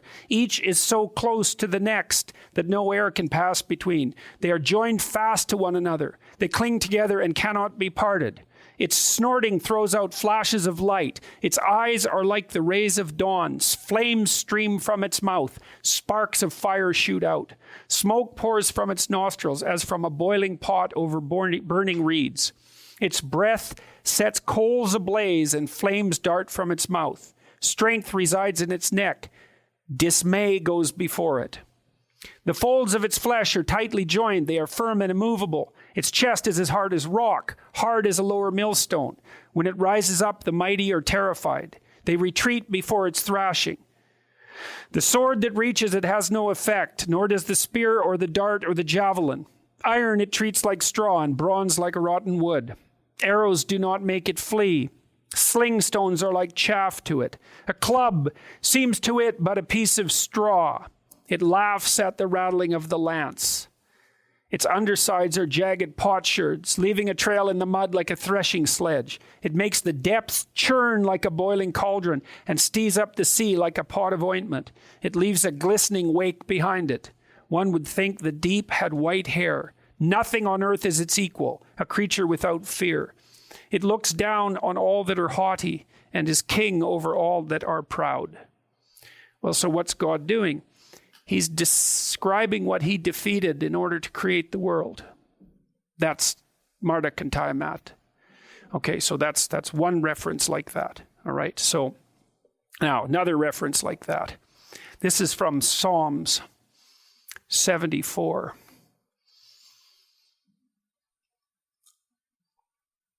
Yet God is my king of old, working salvation in the midst of the earth. Thou didst break the sea in pieces by thy strength. Thou didst shatter the heads of the sea monsters in the waters. Thou did crush the heads of Leviathan, right? That's the creature that we just heard described. Thou gavest him to be food to the folk inhabiting the wilderness. Now you remember, so when Marduk defeats Tiamat, he cuts her into pieces and makes the world out of her pieces. And here what's happening is that the force that encounters the Leviathan is able to break it into pieces and feed everyone with it. Now, the reason I'm telling you that in relationship to this is because, and the earth was without form and void, and darkness was upon the face of the deep. Let me tell you a little bit about that, those lines.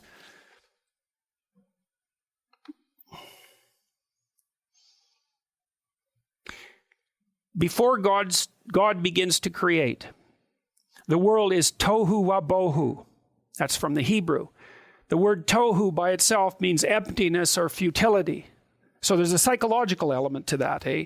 And that emptiness or futility in some sense is what you confront when you're trying to extract your life from the world. It is used to describe the desert wilderness as well. Tohu wabohu, chaos, is the condition that bara, ordering, remedies. Okay, so there's the idea in the first verses that this initial chaos is being ordered, and the order is what makes the world. So it's standard cosmology. Order emerges out of chaos, and the thing that makes it emerge is the Word of God. Now, darkness and deep, which is tehom in Hebrew, are two of the three elements of the chaos represented in tohu wabohu. The third is the formless earth. In the Enuma Elish, the deep is personified as the goddess Tiamat, the enemy of Marduk. Here it is the formless body of primeval water surrounding the habitable world. Okay, but we know Tehom and Tiamat are the same word, or at least Tehom was derived from Tiamat. So the idea that's presented at the beginning of Genesis is the same. It's an abstracted and psychologized representation of the story that the Mesopotamians put forward. So Yahweh is Marduk, roughly speaking, going out and conquering the dragon of chaos and making order out of it. And then there are these allusions later, say in Job and in the Psalms, of him doing exactly that, conquering a primordial monster and making the world out of its pieces. Well, so what does that mean exactly? Well, it means that the highest ordering principle is the spirit that goes out into the darkness or the deep, that encounters the dragon of chaos, because obviously Leviathan is a dragon, and defeats it and feeds the people as a consequence. Well, we are hunting creatures after all, and in order to establish our place in the world, we had to go out there and conquer the dragons of the wilderness. You might wonder, why does a dragon breathe fire? Well, there's a bunch of reasons as far as I can tell. Fire is awe-inspiring. So fire and a terrible predator are the same thing because they both inspire awe. Fire is transforming. But what's a good metaphor for being bitten by a poisonous snake? Well, have you ever seen the wounds that a poisonous snake produces if you're bitten by them? It's like someone took your arm and incinerated it. And so the idea that a snake has fiery breath is, well, let's call it close enough from a metaphorical perspective, right? Now, God is claiming to Job that he's the spirit that clears the wilderness and then builds order out of chaos. And because he's the embodiment of that spirit, in some sense, Job has no reason to ever question his moral decisions. It's something like that in the story of Job. But the point, that point we'll leave aside because it's a more complicated issue. The point is that the writers of the Bible are trying to dream up a representation of the spirit of civilization. That's the right way to think about it. You can think of Yahweh as the spirit of civilization. And what is that? Well, it's the thing that encounters the wilderness and makes habitable order, but then it's also the spirit of the order itself. And that's, I think, why in Christianity there's a representation of God the Father, because he's a representation of the culture that's generated after the chaos is ordered, right? You have the spirit that goes out into chaos and orders, and then you have the spirit of the order, and then the spirit of the order and the spirit of the ordering principle have to figure out how to coexist. That's partly what the Egyptians were trying to figure out, right? There's a dynamic relationship between the culture and the spirit that generates the culture. And then you might also ask, should the culture be superordinate, or should the spirit that generates the culture be superordinate? And the answer seems to be, the emergent answer seems to be that the spirit that generates the culture should be superordinate to the spirit of the culture. It's something like that. And that's also why I think that one of the brilliant discoveries, let's say, of Western individualistic civilization is that the group is there to serve the individual because the individual is the thing that revivifies the group. So each depend on the other integrally. But if you subordinate the individual to the group, then the group stagnates and dies. And so that's a very bad long-term strategy, even though the group and belonging to the group is clearly necessary. You need to uphold the values of the group, but the values of the group should be subordinated to producing the individual who gives the group vision. And the Mesopotamians figured that out. The Egyptians figured that out. We figured it out. We just don't know that we figured it out. And it's not a mere arbitrary supposition. All right. So I should show you, because this is actually interesting, I think, perhaps.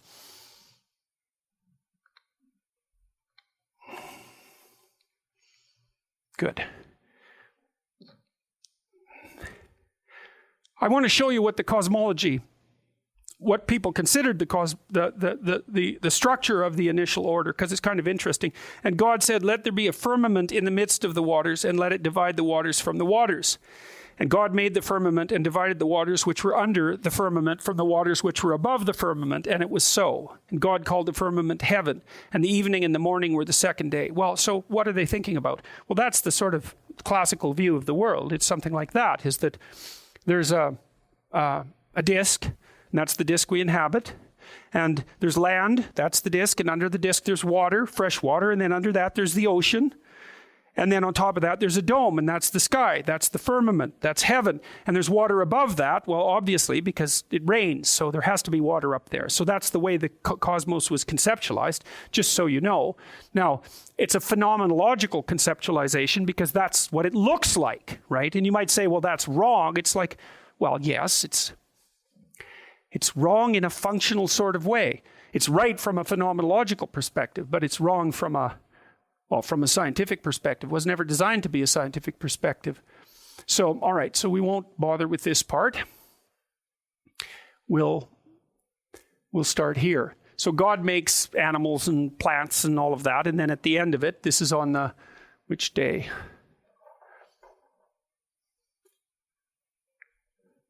Sixth day. God said, let us make man in our image after our likeness, and let them have dominion over the fish of the sea and the fowl of the air, and over the cattle and all of the earth, and over every creeping thing that creepeth upon the earth. Okay, well, there's two relevant issues there. One is, let us make man in our image after our likeness. Well, what exactly does that mean? Well, we've already encountered that to some degree. We've already encountered what the nature of the Spirit of God is in this story. The nature of the Spirit of God that creates order out of chaos is the thing that creates order out of chaos. And so the statement here is that there's something about human beings that partakes in that. Now, when I started unpacking this, I thought, okay, look, there's an idea that's at the root of our legal system. And so our legal system is the articulation of the patterns by which we live. And to a fair degree, it's an evolved system. It's a culturally constructed system, but it's an evolved system as well. And it's predicated on the idea that there's something about the individual that the law has to respect. Well, so the question is, well, is that just an arbitrary supposition? Because that's really the question. It's the same question as, is Western civilization founded on something that's a rock, or is it just founded on something that's an opinion? Well, it's the same question with regards to the law. The law assumes that there's something about you that's sovereign. Even if you're a murderer, you have inalienable rights.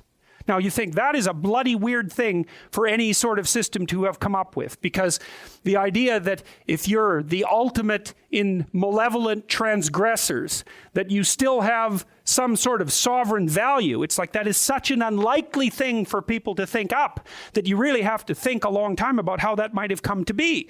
Well, there's an idea here. That's the idea, is that there's something about human beings, men and women, because people often complain about the patriarchal structure of the Bible. It's based on a misapprehension of anthropology that was popularized by someone named Gimbutas at UCLA. For her perspective, there's not a shred of historical evidence, although there's some psychological truth in it.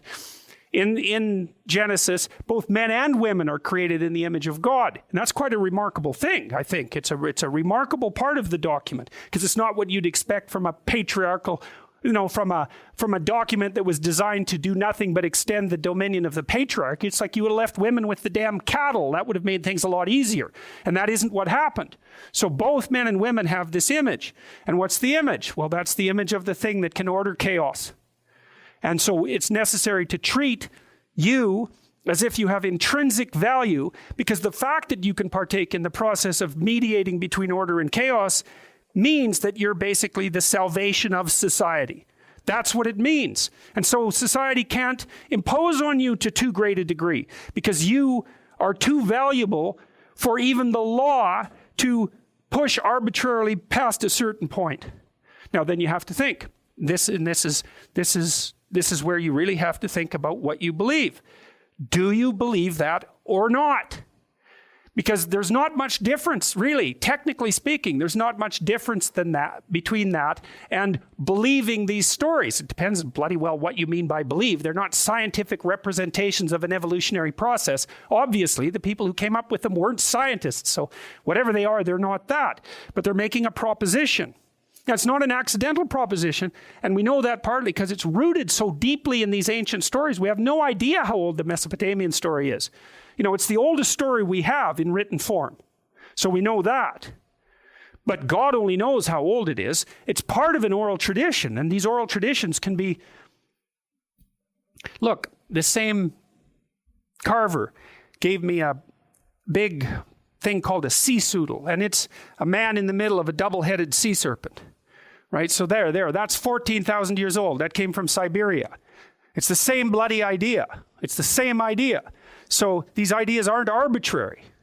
So the question is, well, are they true? Well, then the question is, what the hell do you mean by true? Because it comes down to that.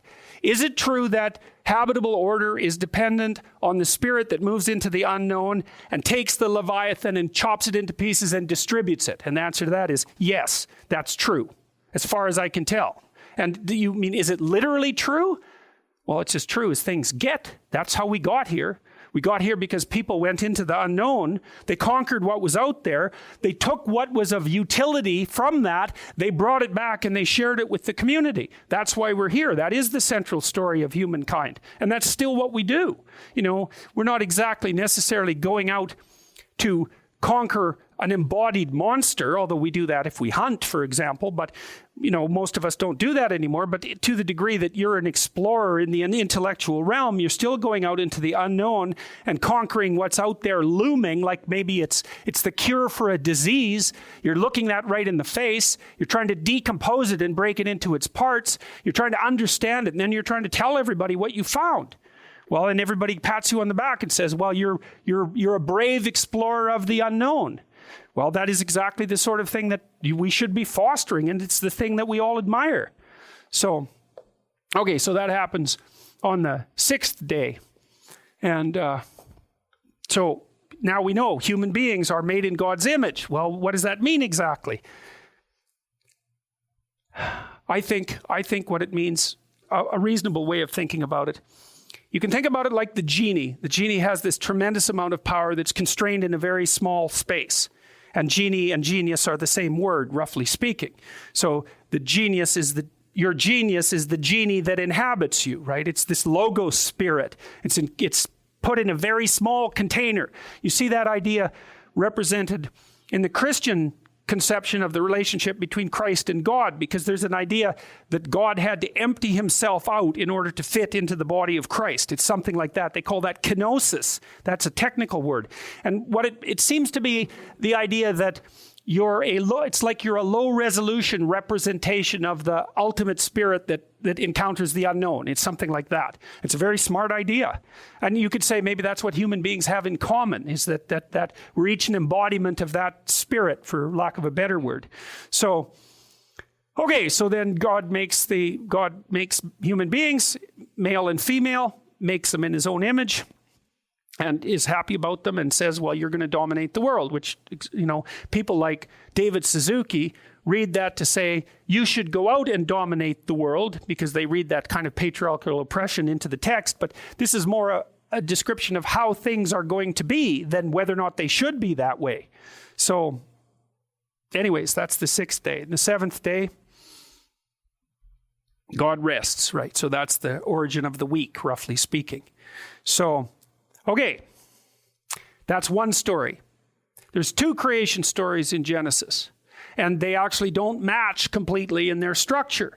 And what happened was someone they call the redactor, maybe it was a bunch of people, we don't know, took creation story 1 and creation story 2 from different places and thought, well, these are sort of the same and they're sort of different, and people are going to be unhappy if we dispense with this one, and they're going to be unhappy if we dispense this one, but they don't make sense together. So let's see if we can put them in some kind of order that makes approximate sense. And they took the newer one and put it second, and they took the older one and put it second, and took the newer one and put it first. So Adam and Eve is an older story than the story that I just told you. So, but it's a different story. It's written in a different style, but it's been more or less brought into narrative coherence with the first story.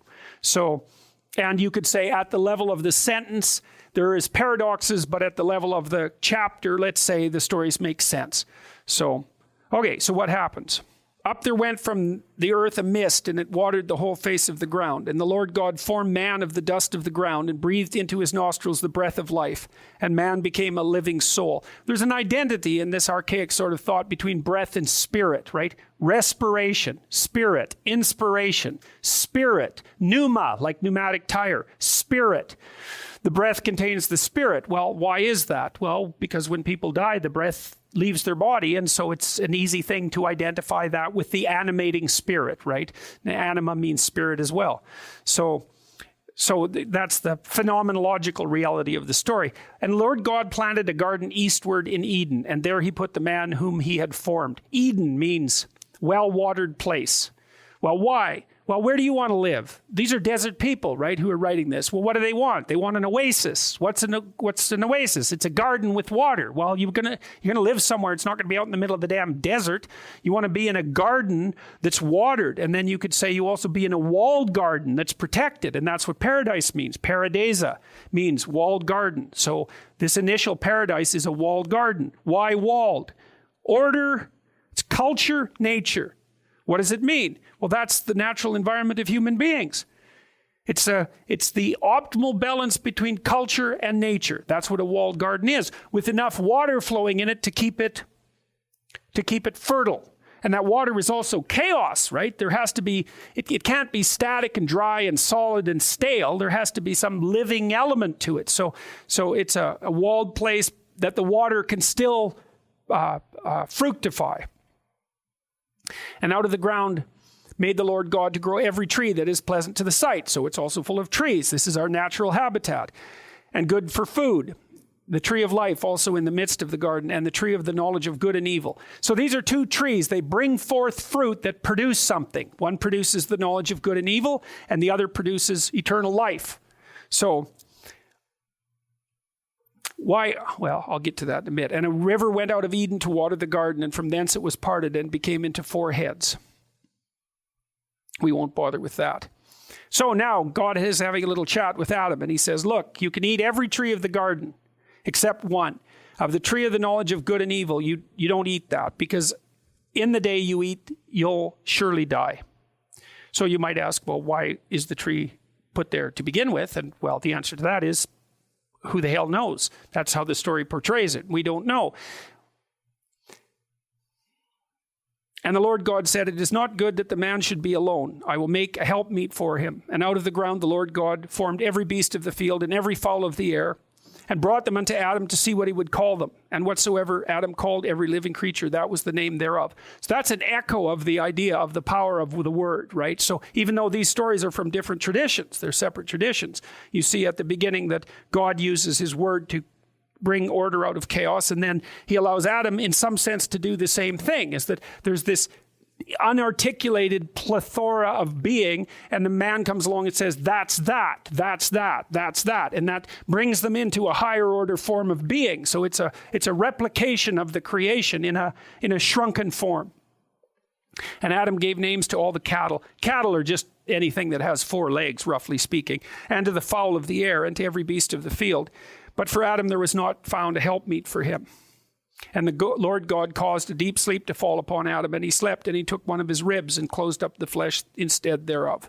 And the rib which the Lord God had taken from man made he a woman, and brought her unto the man. And Adam said, this is now bone of my bones and flesh of my flesh. She shall be called woman, because she was taken out of man. And then there's an injunction. Therefore, a man shall leave his father and his mother and shall cleave unto his wife, and they shall be one flesh. Well, there's also there's a moral injunction there. And so the idea is that the two beings that have been created are actually not whole until they're one thing, right? And once they're joined together, that's supposed to be one thing. And that one thing is actually a more perfect entity than the two things that are apart. So, and that's actually part of the sacred basis of the idea of monogamous relationships in Western culture. And they were both naked, the man and his wife, and were not ashamed. A crucial piece of information. So what exactly does that mean? Well, the first question is, what does it mean to be naked? And so that's something that I thought about a lot in relation, and there's a relationship there with shame. So the first question is, what does it mean to be naked? And the second question is, what does it mean to be not ashamed of that? Well, I would say there's an implication of a kind of unconsciousness. So Adam and Eve exist in this paradisal state, but they don't have the capacity for self-reflection. There's no self-consciousness here. Well, why would I say that? Because there's very little difference between self-consciousness and shame. In fact, if you do psychometric analysis of the state of self-consciousness, it loads with neuroticism. So it loads with anxiety and emotional pain. So to become self-conscious, what does it mean to become self-conscious? It means you become aware. One way of thinking about it is you become aware of your vulnerability, or another is that you become aware of your insufficiency. Okay, so let's say that you're standing up in front of a crowd talking, and you become self-conscious. Well, what happens? Well, first of all, you can't talk anymore. The second is you kind of fall inside. And the third is you feel ashamed. And the fourth is that you retreat and you look down. So it's a low status operation, and it's associated with heightened anxiety. And so then you might say, well, why would you become self-conscious before a crowd? Well, the answer is they can see you, right? And they can judge you. And you can make an error in front of them, and you can make a fool of yourself. So they put you down, that you can display yourself in a manner that ratchets you down the dominance hierarchy. That's to become self-conscious.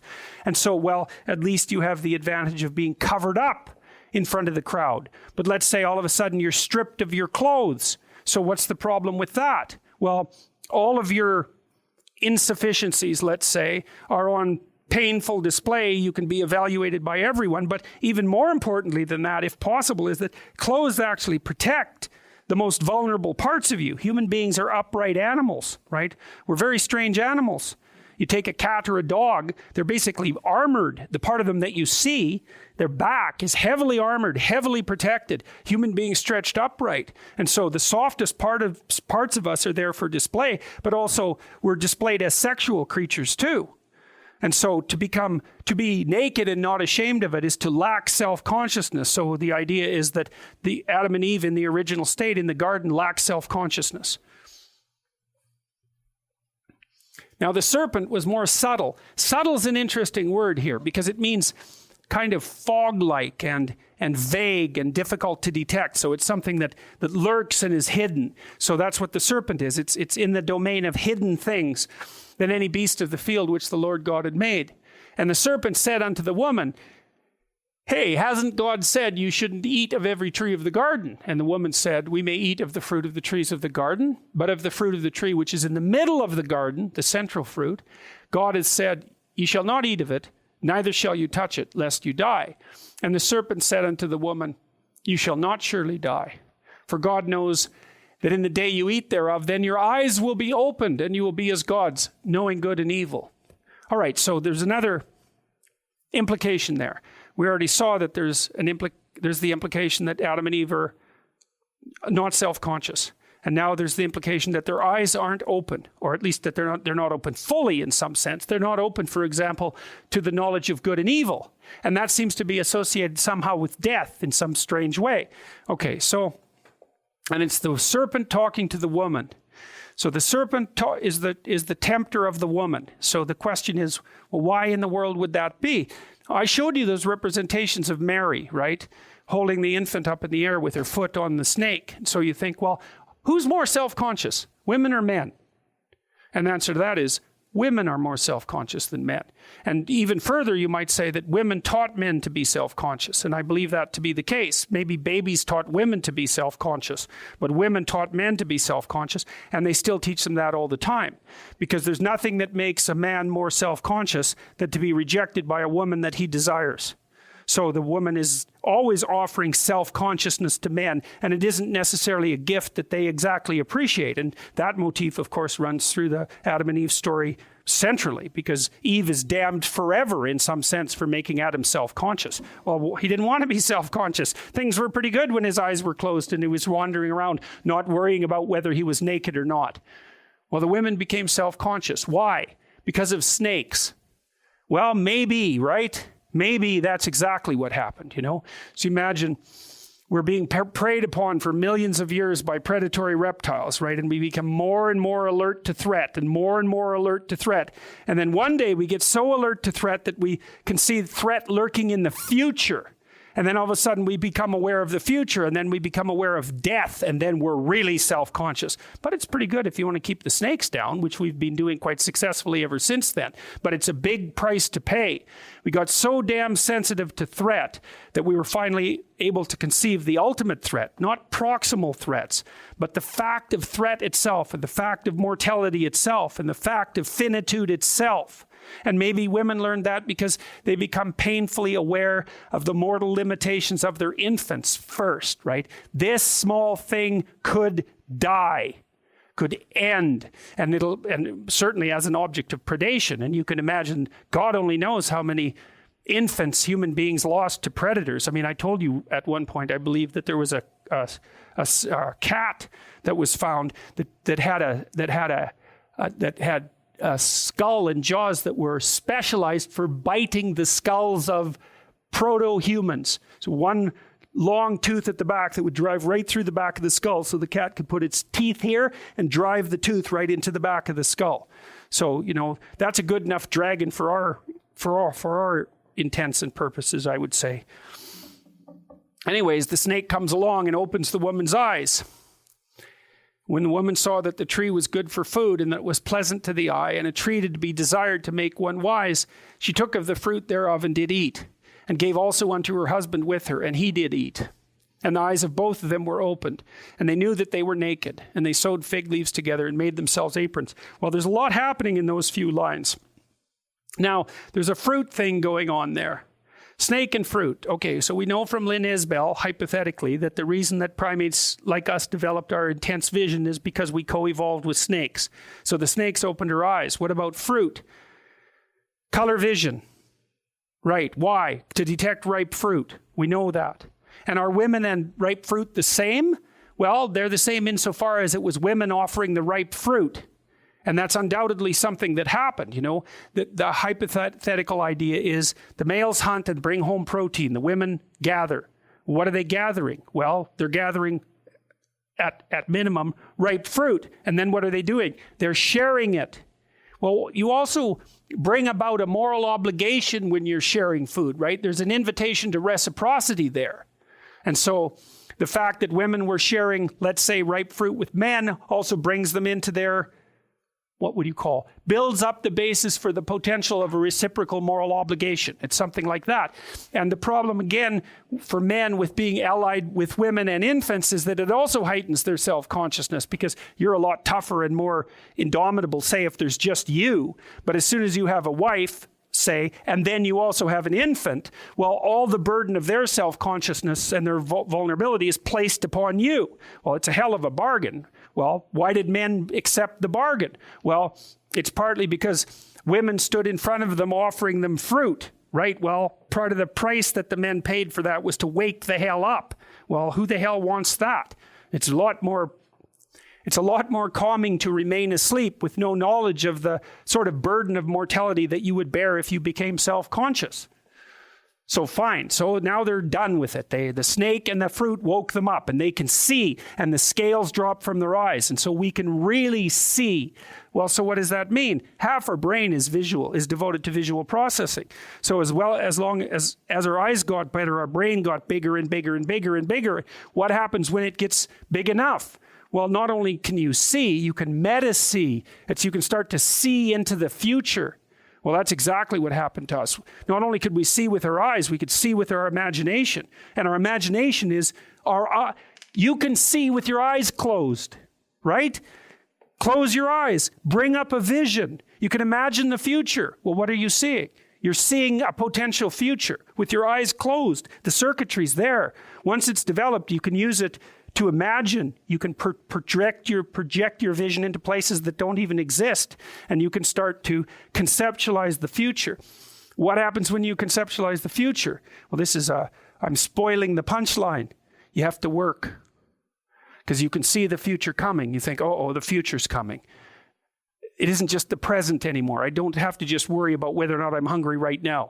I'm going to have to worry about whether I'm hungry tomorrow and next week and next month and next year, and for me and for my wife and for my child and for the community. It's like you can forget about your day-to-day existence in paradise at that point. There's no evidence that people in industrialized societies are happier than people in non-industrialized societies. In fact, quite the contrary. We're less happy. Why? Well, because we fully and constantly bear the burden of the future.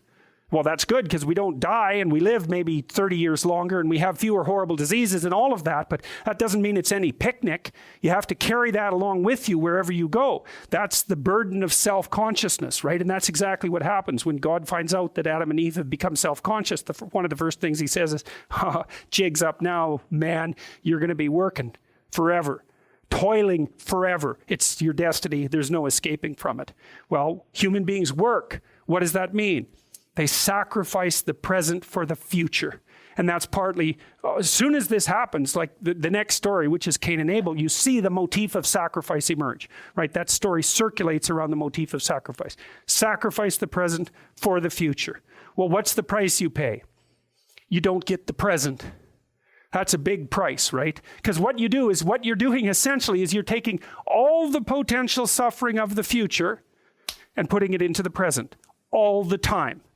Well, so what happens? Well, maybe you live longer and you live healthier, but you're not without the burden that puts on you. So the eyes of them were both opened, and they knew they were naked. Well, so what does that mean? Well, what does naked mean? It means you know you're vulnerable. That's exactly what it means. They know they're vulnerable. So they sew fig leaves together and make themselves aprons. So what happens is they wake up, their eyes open, they know they're vulnerable, so they discover the future, they discover their vulnerability extended into the future, and the first thing they do is build culture, right? That's the fig leaves. It's like, okay, here's the vulnerability, we put a barrier between us and the world. It's like a wall, right? Because this is externalized clothing. That's one way of thinking about it. And so to put that clothing on, clothing is a human universal, by the way. Now, sometimes it's only used for decorative purposes, but far more often, especially in cold climates, it's used for protection. So to clothe yourself is to recognize your vulnerability and to use culture to hold it at bay. So fine, they make themselves aprons. And they heard the voice of the Lord God walking in the garden in the cool of the day. And Adam and his wife hid themselves from the presence of the Lord God among the trees of the garden. Okay, so before Adam and Eve wake up, before they realize they're vulnerable, they don't hide from God. So what does that mean? Well, he's the spirit that goes into the unknown to conquer it and to make the world. Okay, so let's say that's what you're supposed to do. You're supposed to mediate between chaos and order. Okay, and you're supposed to do that forthrightly. So then the question is, what the hell's stopping you? And that answer's easy. Your knowledge of your vulnerability. Obviously, that's what's stopping you. It's like, why aren't you courageous and forthright? Well, because you can be cut off at the knees and terribly hurt. And so you're going to shrink back from that responsibility. And it's no bloody wonder, right? It's obviously what's going to happen. So the Lord God calls unto Adam. So he's trying to, what that means, for God to call on you is to say, for God to say, I want to act through you, or I want to act with you. Or that spirit, let's say. Well, Adam says, well, I heard God says to Adam, where are you? And Adam says, I heard your voice in the garden, right? I heard the call, but I was afraid because I was naked and I hid myself. It's like, yes, that's exactly what human beings are like. That's precisely exactly what we're like. We hear the call, but we hide. And the thing is, there's good reason for it. It's not something trivial. And God said, who told you you were naked? Did you eat the tree that I told you shouldn't eat? And the man says, the man doesn't come off very well in this particular phrase as far as I'm concerned. And this is actually quite a comedic story, except that it's also a catastrophic tragedy. It's like God calls Adam out. Like, what's with you? Now, you're hiding from me. Why? And the first thing Adam does is says, it's her fault. It's her fault. She made me self-conscious. Well, I see that in resentful men all the time. They're very antipathetic towards women, and they blame their misery and resentment on the fact that women won't have anything to do with them, while the women are making them self-conscious for not being all they should be. Because the women think, why should I bother with you if you're not the embodiment of the spirit that will move into the unknown and face the Leviathan, which is exactly what she should be saying. And you're thinking, well, I don't want to have anything to do with that, but I'd like women to like me anyways. It's like, well, good luck with that. So that doesn't work out. And so instead of getting your act together, you say, those goddamn women. That's exactly what Adam says to God. He said, well, don't be laying this on my feet. It's the woman. You made her. She made me all self-conscious and cowardly. It's like brilliant, great, wonderful.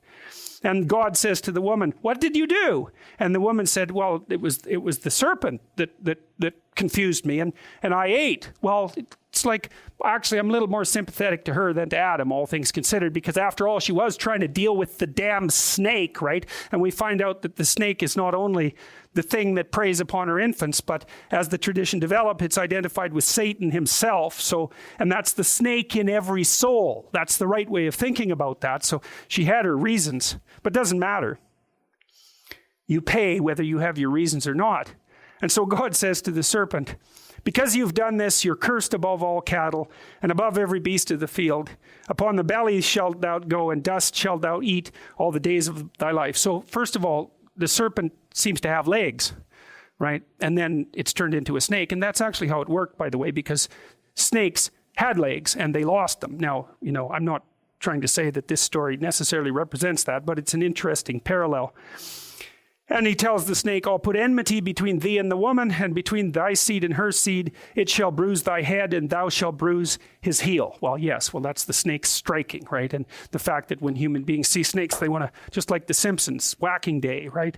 It's time to get rid of the snakes. And that's why the many great saints are those who drive the snakes from the land, like St. Patrick or St. George and the dragon. And it's the same representation of the hero moving out into the wilderness and confronting the predatory potential is the right way of thinking about it. All right. Unto the woman, he said, I will greatly multiply thy sorrow and thy conception. In sorrow thou shalt bring forth children, and thy desire shall be to thy husband, and he shall rule over thee. Well, that's a statement of destiny, not a statement of the way it should be. So what does it mean? I will greatly multiply thy sorrow and thy conception. Well, self-consciousness will do that because, of course, women are fully aware of exactly how fragile their infants are. So that's a big problem. In sorrow thou shalt bring forth children. That's something particular to human women, right? And here's why. The price we paid for the rapid expansion of our brain, which is also something that gave us this self-consciousness and vision, meant that there's an evolutionary arms race between the pelvic width of women and the hole in the center of the pelvis and the infant's head. So what happens is the infant is born far too young for a mammal of our size, because if it was any older, the head would be too big, the pelvis would have to be too wide, its structural stability would be compromised, and then women couldn't run. So right now, women are at the maximum for hip width in terms of their ability to run. So what's happened is that infants have had to be born younger with a compressible head. So, the bones of an infant's skull aren't joined together, and sometimes after babies are born, their head is actually almost cone-shaped because of the tremendous pressure that was exerted on their head during the birthing process. And of course, that's killed innumerable women, right? I mean, women's life expectancy before the latter half of the 20th century was way below men because they died in childbirth all the time. And why? Well, it's a very... what do you call that? It's a very narrow gateway, and the price that women pay for it is very high risk of death, very high risk of sorrow because of death of children in childbirth, and also extraordinary pain in giving birth. So that's the price women pay for having vision and being self-conscious. Well, and then worse, they desire their husband and he'll rule over them. Well, whether or not that's good or bad, it doesn't matter. God's statement is that's how it's going to be. Well, partly that's because, as far as I can tell, there isn't really women, roughly speaking. There's women with infants. And a woman with an infant is compromised in terms of her, independent individuality to a remarkable degree, because the infant is absolutely dependent for a year, and then unbelievably dependent for 8 years after that, and then still pretty dependent for another 5. So once you have an infant, it's no longer you. And I've talked to lots of women for whom that was a great relief, by the way, because it actually is somewhat of a relief to now not be the center of everything.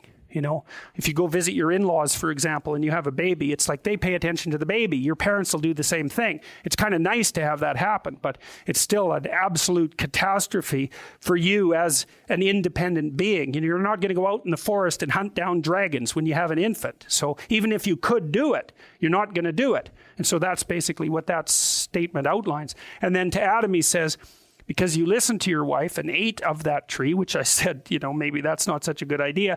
Cursed is the ground for thy sake. In sorrow shalt thou eat of it all the days of thy life. Thorns also and thistles shall it bring forth to thee, and thou shalt eat the herb of the field. In the sweat of thy face shalt thou eat bread till thou return into the ground. That's the death part. For out of it wast thou taken, for dust thou art, and unto dust shalt thou return. I missed one thing about that. When the serpent, this took me a long time to figure out. I think I've mentioned it already, but it's worth reviewing. The serpent tells Eve that if she eats from the fruit of the tree, then her eyes will be open and she'll be as gods, knowing good and evil.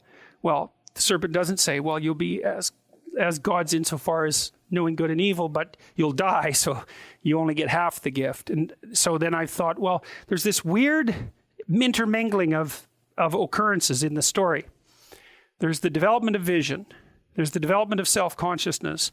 There's the knowledge of nakedness. There's the emergence of work. There's the emergence of pain and suffering in childbirth. And there's knowledge of good and evil. For ages, I thought, what the hell? What's going on there? Why is there an emphasis on moral knowledge? What does this have to do with moral knowledge? And the implication is that in the initial state of unconsciousness, there was no moral knowledge. And I think of that as an animal-like state, right? There's no moral knowledge in animals.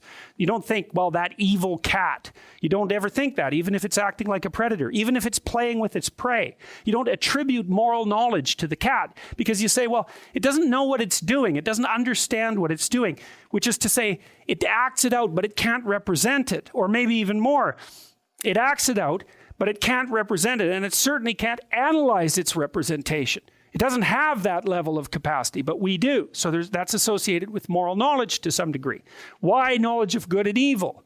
And I thought, all right, here's what it is. Let's think about what you would consider reprehensible. Universally, you could say, how's this? Torturing an infant.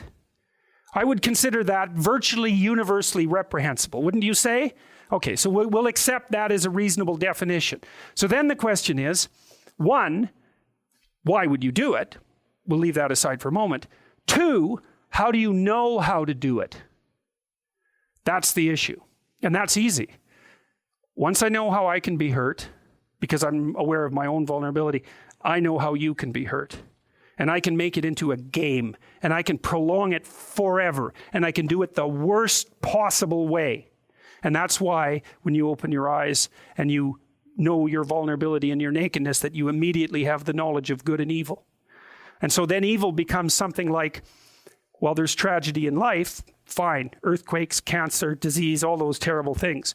That's different than me deciding that I'm going to make you miserable. The one is, well, you're a limited creature in an unlimited world. You're going to get hurt because of that. And maybe there's ways that you can be that will enable you to transcend that, at least to some degree, and still have the benefits of being. That's entirely different than me deciding that things are going to go a lot worse for you than they might.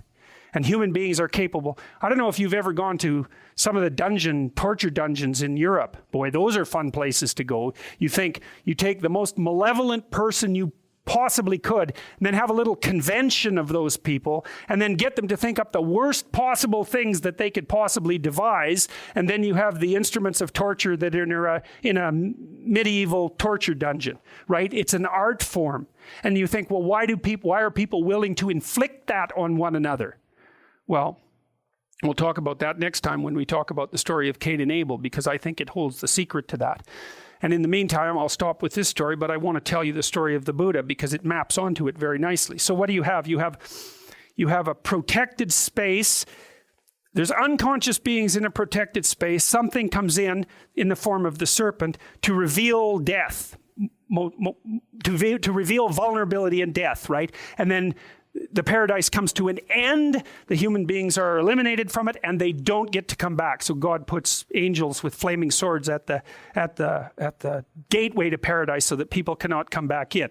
It isn't obvious what that means, except that there's got to be some sort of trial by fire before re-entering paradise, but we can leave that alone for a moment. So that's the basic structure of the story. Unconscious human beings, emergence of knowledge, realization of death and suffering, and the elimination of the paradise, right? Okay, so now I'll read you the story of the Buddha. The father of Prince Gautama, the Buddha, savior of the Orient, determined to protect his son from desperate knowledge and tragic awareness, built for him an enclosed pavilion, a walled garden of earthly delights.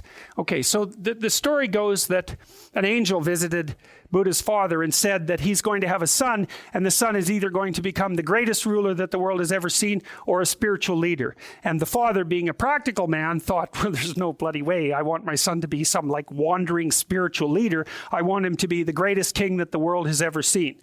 Okay, and so the father decides, how am I going to get my son to be the greatest ruler the world has ever seen? I better get him to fall in love with the world, because then he's not going to go traipsing after some sort of half-witted spiritual knowledge. He's going to stick to practical tasks, right? That's something that a father should do to some degree, is orient you in the world, right? And maybe you shouldn't subvert your spiritual development to any great degree, but there's a practical element to this. And so anyways, that's how it works. And so that's what happens. The father builds this city of perfection, and he eliminates from it everything that's a reminder of the suffering that's associated with life. So the only thing that's allowed, the only creatures that are allowed to be in there, the only people that are allowed to be in there are healthy, young, and happy people. So the Buddha grows up surrounded by nothing but the positive elements of life. Well, you think, well, what does that mean? Well, it's akin to the paradise idea, obviously, walled enclosure of paradise where there's no death, but there's more to it than that too. It's also in some sense what a good father would do. What do you do with your young children? Well, you don't expose them to death and decay at every step of the way, right? You build a protected world for them, like a walled enclosure, and you only keep what's healthy and life-giving inside of it, and you don't expose them to things that they can't tolerate. You know, maybe you don't take a 3-year-old to a funeral. Now, maybe you do, but maybe you don't. There's things that you don't expect them to be able to cope with. You regulate what they're allowed to watch. You're not going to show them the Texas Chainsaw Massacre when they're 4 years old, right? So you're staving off knowledge of mortality and death. And so he's just being a good father in many ways here. All signs of decay and degeneration were thus kept hidden from the prince. Immersed in the immediate pleasures of the senses, in physical love, in dance and music and beauty and pleasure, Gautama grew to maturity, protected absolutely from the limitations of mortal being. However, he grew curious, despite his father's most particular attention and will, and resolved to leave his seductive prison. Well, it's that curiosity element. It's the same thing that lurks in the Adam and Eve story. It's like God tells Adam and Eve, see that tree over there? Don't be bothering with it. Well, you know what's going to happen with human beings, especially if there's a snake associated with it. They're going to be over there right away checking that place out. And that's exactly what happens with the Buddha. It's like he's raised to be healthy. And what's the consequence of that is that the fact that he's healthy makes him look for what's beyond the protected confines of the thing that made him healthy. It's like even in the Geppetto story, you know, where Geppetto paints on Pinocchio's mouth and he's ready to go. He puts him outside the next day and Pinocchio's ready to run away with all the kids, right? So the consequence of raising a child in a healthy way is that the child is going to be curious enough to go out there and look for some trouble.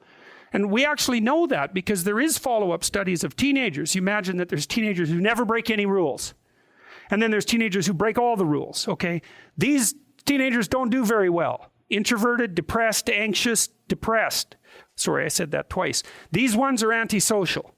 The ones in the middle, that's what you want. You want your damn teenager to get out of the paradisal confines of your house and to go cause some trouble and to investigate. Maybe you don't want to know about it any more than you have to. You don't want them to be breaking rules all the time, and you don't want them to be so timid and oppressed that they can't make a move on their own and never make a mistake. So the paradoxical thing here, and it's sort of echoed, this is why I like these two stories back to back, is like, if you give people what they want, then the first thing they're going to do is try to get beyond it. And Dostoevsky says the same thing in Notes from Underground. He says if you gave people everything they wanted, pure utopia, so he says, so that they're sitting in a pool of bliss with nothing but bubbles of happiness coming up from the surface, and all they have to do is eat cake and busy themselves with the continuation of the species. Dostoevsky's observation is the first thing that people would do is find something to smash that with, just so that something interesting and perverse could happen. It's like, well, yes, we're creatures that are designed to encounter the unknown. We want to keep moving beyond what we have, even if what we have is what we want. And maybe that's partly because we're oriented towards the future. We think, well, this is great, but it's not good enough. It's great, but it's not good enough. There's always something more that drives us forward. Well, so that's what happens with the Buddha. He gets curious. He sees the walls. He thinks, well, there's walls. There's probably something outside of those walls. So then he goes to his father and he says, I want to go outside. What's outside? And his father says, nah, you don't want to go outside. And Buddha says, yeah, well, I really do want to go outside. And his father knows that unless he lets him go outside, he's going to climb over the walls. And so the father decides he's going to let him go outside, but he's going to fix everything out there first. So he goes outside. It's like the Chinese preparing for the Olympics, you know, when they sprayed the grass with green paint, got rid of all the homeless people. It's the same thing. So he goes outside the city and he tells everyone, all right, old people, sick people, dying people, hit the road. We don't want to see you for a while. Clean all this out. We want the attractive people around the sides of the roads, like waving palm fronds and all of that. And so when my son comes out, he's going to see nothing but what's good. And so he gets that all arranged and he lets his son go outside. Now, his son goes outside in this little chariot thing and he has someone with him. Now, unbeknownst to his father, that person that's with him is an emissary of the gods. And so in a perverse way, he plays the same role as the serpent in the story of Adam and Eve. And the gods have already arranged so that the father's care is going to be insufficient. And it's the snake in the garden idea. It's like no matter how much care you take to make things perfect, some of what you're excluding is going to come back in. So anyways, Buddha goes outside and he's in his chariot, and preparations were made to gild his chosen route, to cover the adventurer's path with flowers, and to display for his admiration and preoccupation the fairest women of the kingdom. The prince set out with full retinue in the shielded comfort of a chaperoned chariot and delighted in the panorama previously prepared for him.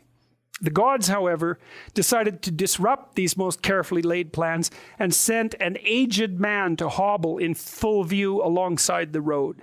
The prince's fascinated gaze fell upon the ancient interloper. Compelled by curiosity, he asked his attendant, "What is that creature stumbling, shabby, bent, and broken beside my retinue?" And the attendant answered, "That is a man like other men, who was born an infant, became a child, a youth, a husband, a father of fathers. He has become old, subject to destruction of his beauty, his will, and the possibilities of life." "Like other men, you say?" hesitantly inquired the prince. "That means this will happen to me?"